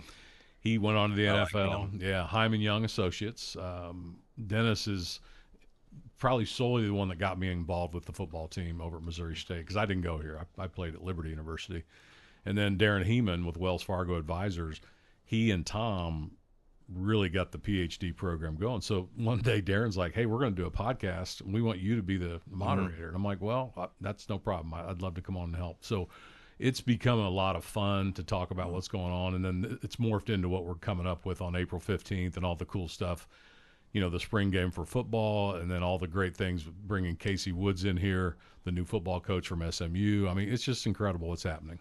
Well, and before we get to that, I'll say also, because people might think, well, I didn't go there, I did, and so, it's not really my world. It's not going to be of interest to me. But I know, particularly if I'm driving around, I'm like, oh, they're on. I'll turn it on. And one, it just sounds good. Good. And it really does, just on the ear, which might sound like, an insider thing. But just as a listener, when you're listening, I think that really helps. Good. You guys sound like you know what you're doing. we fake it well, Nick. You trained us. But then I find, literally, I drove by yesterday, the campus, and I don't know, you just sort of look at it differently when you hear what's going on. And it is that what you guys talk about, sometimes the level of excitement, it's contagious. Good. I mean, it really is. Well, the art of marketing is storytelling. And Ian Toll said that years and years ago, and I've lived that all my life. Unless you hear it, see it, teach it, talk it, train it, you don't have any engagement with it. And if you prejudge something, or, I had a bad experience there, or, Right. I flunked out, or my old girlfriend broke up with me, you got to get over yourself and go over there and see what's happening. It is one of the creative engine economic drivers for this region. Matter of fact, if we're ever going to get regionalized as a community, it's going to have to go through Missouri State, because they have the solution to all your company's challenges, and it's human beings. What are they going to do if you know? I mean, this is such a big question, but probably a great one for people who aren't in the know. I mean, I remember when I was there, sitting there in that stadium, and even then thinking, gosh, this seems a little locked in and small for what we are. Of course, now leaps and bounds beyond that. Will the campus ever see something different than that, or do we know? Yes, there are plans right now to remodel McDonald Arena for the football program and the ROTC program. You tie it to athletics and academics. There is a vision to have an indoor training facility. There's a vision to have a brand new parking deck, a new tailgate area. I'm just talking about football right now. And then, what is needed? Well, they want to go to 30,000 students by the year 2030. So you'll need more housing. You may need another building for academics. I mean, when you look at that business school, it's one of the top 8 in this region in the country. They are set to help the business majors, the education majors, and they're growing criminology, all the great things. They just added a new degree, which really impacts us in Branson. It's the tourism degree, and that's incredible. What are they at now, student-wise? 27. Okay. Yeah, they're about the size of Mizzou. Do they still not sell alcohol at the stadium? They do sell alcohol. They do. I haven't been to a game in so long. I just remember. You should come and sit with us. Okay, I'll do it. There's the only tailgate in the United States that's actually on the field in the end zone during the game. Brought to you by Will Fisher, which is incredible. I would love to do that. Yeah, we get you a cold beer. Okay, all right. I'll drink one or more. Yeah, that boy. Possibly. Well, tell us about this trophy and what's coming up here. Yeah, all the reasons I have you here. Well, you're kind. Yeah. I never got to serve in the military, so I was put on the board of Folds of Honor, which is a organization that helps widows and orphans when you lose the dad in the family or the mom. We sponsorship or scholarship the children kindergarten through doctorate. That's Folds of Honor nationally. I'm on the local chapter, which covers Missouri and Southern Illinois. And being on the board, I just want to help. So we've done a God and Country breakfast this past year. We're going to do that again in November on Veterans Day. But this year we're going to do April 15th with Missouri State. It's Military First Responders Appreciation Day at Hammons Field, taking on the Mizzou Tigers and the Missouri State Bears for baseball. We want to beat that team up north and create that rivalry. We've created a traveling trophy here with our friends at Wells Fargo Advisors, Lauren and Elaine Cook, Dennis and Ann Heim, and then Richard over at Billiards is helping us out, and Regent Bank is really helping drive this to help the baseball program. So we're going to play the game. Bring your ID to the game. You get in automatically free. Bring the family with you, and if you can't afford tickets, Nick's got some here in studio with Sarah. They'll hook you up with those. And I'll let you all handle how you want to give them. And if you need more, I'm here every week between now and the game. You make a list, and we'll get it to them, and they can pick them up here at the studio. All right, awesome. So if your family's hurting a little bit, or you need an extra $30 to get all 4 or 5 of you in the game, they're $5 tickets. We'll help you out and get all the first responders and their families and their military in the game. Kirk Elmquist with us here. I never get a chance to have you in studio, and you're a busy guy. Yeah. Is there any now? Of course, you have your own show, so you don't really need this as a platform. Well, we love your show. Well, you were very kind. I appreciate that.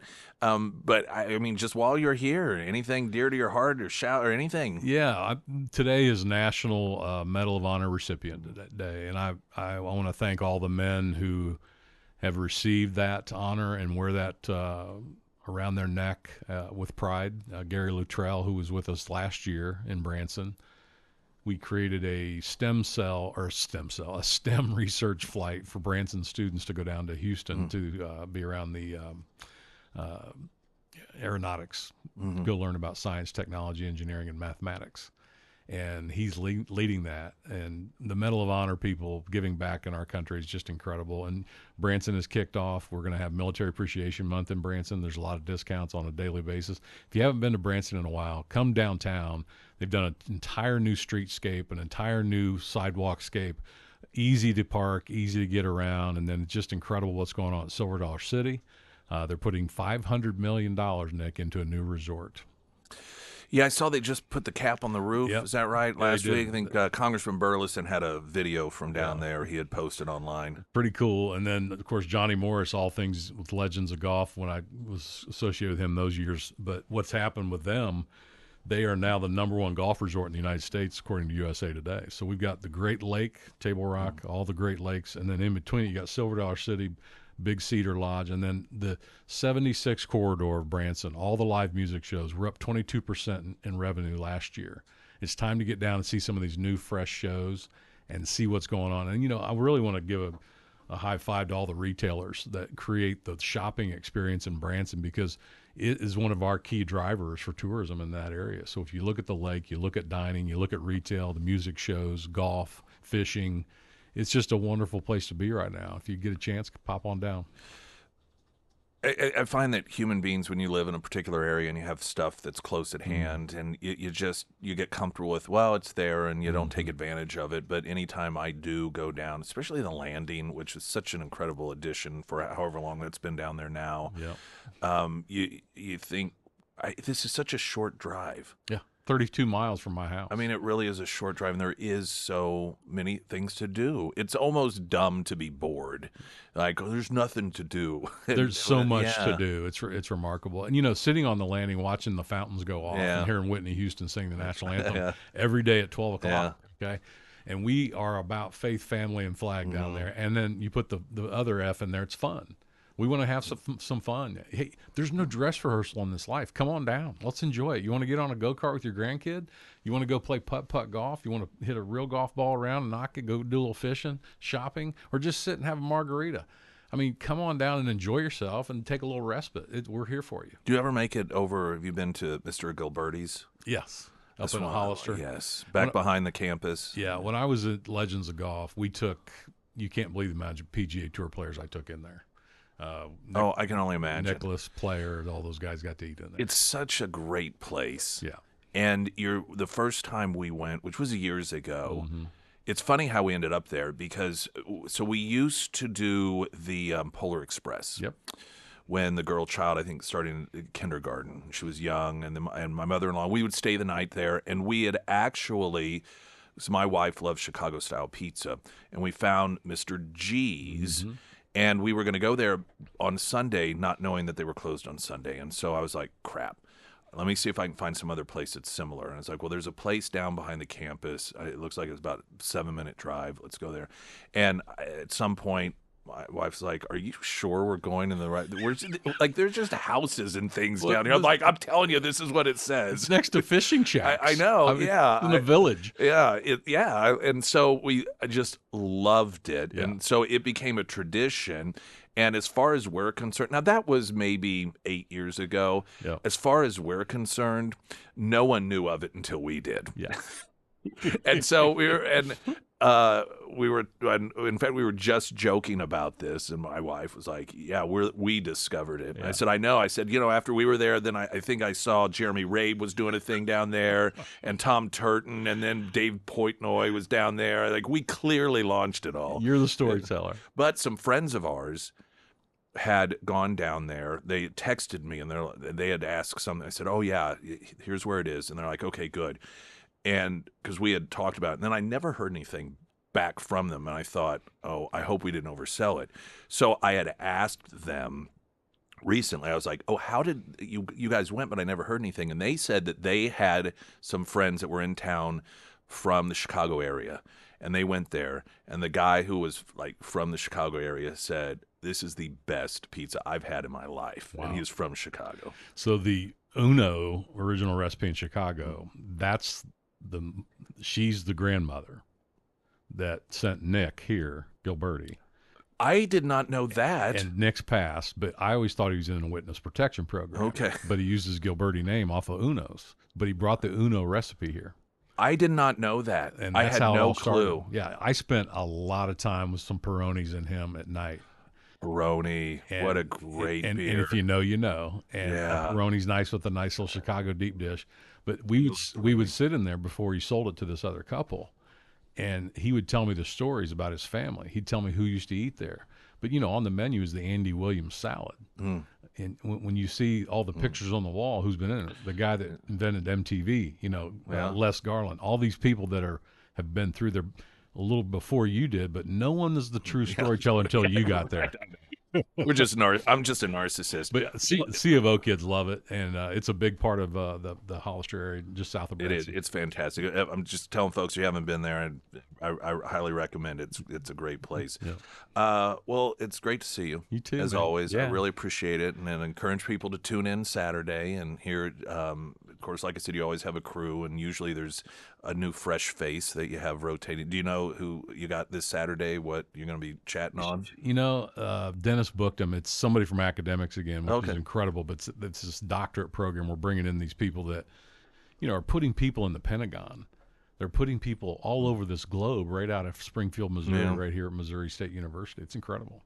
The show's Sidelines. Sidelines Missouri State. You can catch it on Twitter or X, as you would have it. Darren Heeman manages that. Okay. And we would love to have you jump on and listen, and then download this app here at KSGF, because every one of the podcasts, Nick and Sarah's, all those, ours is on there as well. And these stay up, because if you miss it or you're out of town, you just hit it. It's right there in your car, wherever you're sitting there, maybe sitting on the back deck, or you finish mowing the yard, or put the headphones on. You can listen to all these podcasts.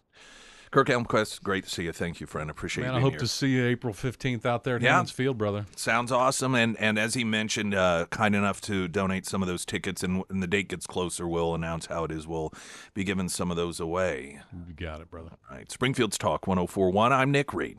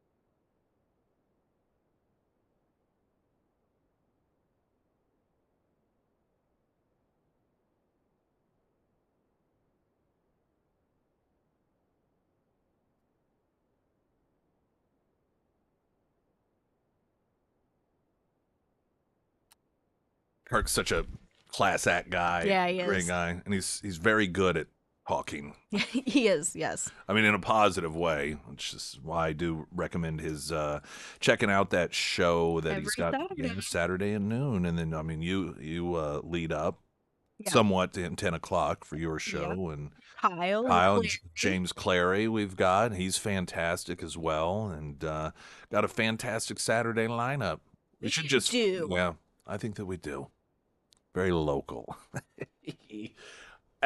I continue to see what started out as this little, I don't know, water cooler story perhaps, but I'm watching, they were talking about it on the Today Show this morning. I've seen it. And the dress code debate battle. Have you followed this with Ruth's Chris Steakhouse? And Chili's got it? Okay. So Ruth's Chris, have you ever been to one? No, I haven't. We went for the very first time. Oh, is that the one you went to in Tulsa? Yes. Okay. This summer, my wife and I, we were looking to just kind of do something, get away, but not real far. And we don't really gamble, but casinos, usually the swimming pools are pretty good. I like to hang out by the pool, have some drinks, that sort of thing. And we're like, we just go to, we just feel like we're not really going anywhere. And so I decided, I'm going to look up, I don't know, Oklahoma. See if they have any casinos. And so there was a River Spirit, I think is what it's called. And they have a venue. They have pretty big concerts there in a Margaritaville. But the reason we decided is they had a Ruth's Chris Steakhouse there. And I thought, I've never been to one before. And I've always wanted to go. And so let's go. So we went and we stayed there for a number of days. Thought it was awesome. Had a great time. And I felt that, at least with our experience at Ruth's Chris Steakhouse, that it was it was worth the hype from what I've heard. I anticipated, maybe people play it up a little bit, but we thought it was absolutely fantastic. Well, apparently they have I don't know so much that it's a new, but a newly perhaps defined dress code that to me is an embarrassment that, and people are, listen, this is just me. I think that it is embarrassing that these dress codes not only have to even be put into place, but that there is debate over them. To say things like you can't have swimwear, you can't you can't wear like gym shorts and stuff. I mean, Ruth's Chris Steakhouse is a nicer restaurant, and I don't have anything against slopping around. Listen, I literally once went to the Dollar General in my pajamas.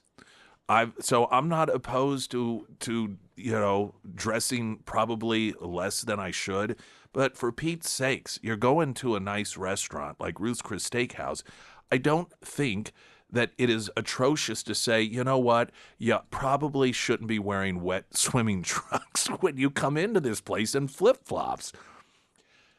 So, but apparently a lot of people feel as if this is problematic.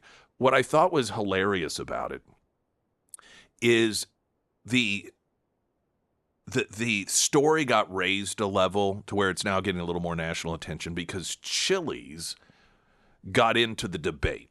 I guess wanting to start a fight with Ruth's Chris Steakhouse over this, apparently believing that this, they're getting news coverage for it and so forth. And they had made a posting on social media responding to Ruth's Chris Steakhouse new dress code.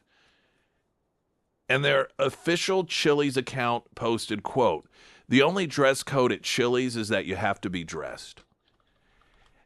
And I was thinking, is that really a good thing? I mean, I don't feel that a Chili's needs to have a dress code. Like you wear swim trunks into Chili's, tank top into Chili's. That's not the sort of thing I'd have a problem with. Like I would at a Ruth's Chris Steakhouse. I wouldn't think, oh my gosh, I can't believe that guy's wearing a ball cap and swim trunks in here. It's Chili's after all, right? Just whatever for anybody. But it just sounds real bottom of the barrel to use as a bragging point. The only dress code we got here is that you gotta have on some clothes, and I just don't know that sounds the way that you want it to sound. I don't know. I went to Chili's once completely covered in paintball paint when I was in high school, and they let us in. They didn't say anything? No, they didn't say, other than probably what happened to you guys. It was I was in high school, and the paintball facility at the time, the building is still there, but now it's a number of, I think, housing units and some stores. It is on National and Kansas Expressway across from the campus and across from is the gas station? Yeah, that gas station's still there. Did it close? You know what I'm talking about? It's like the brick building, and I think there's a number of different storefronts in there. Yes. And that back in the 90s, for a period of time, it was all like a big paintball warehouse. And so we went and we did paintball there. And then I remember going to Chili's afterwards, just covered head to toe in paint. The Chili's, here in Springfield. Mm-hmm. But I had clothes on, so I guess we met the clothing dress code requirement for Chili's. Springfield's Talk 104.1. I'm Nick Reed.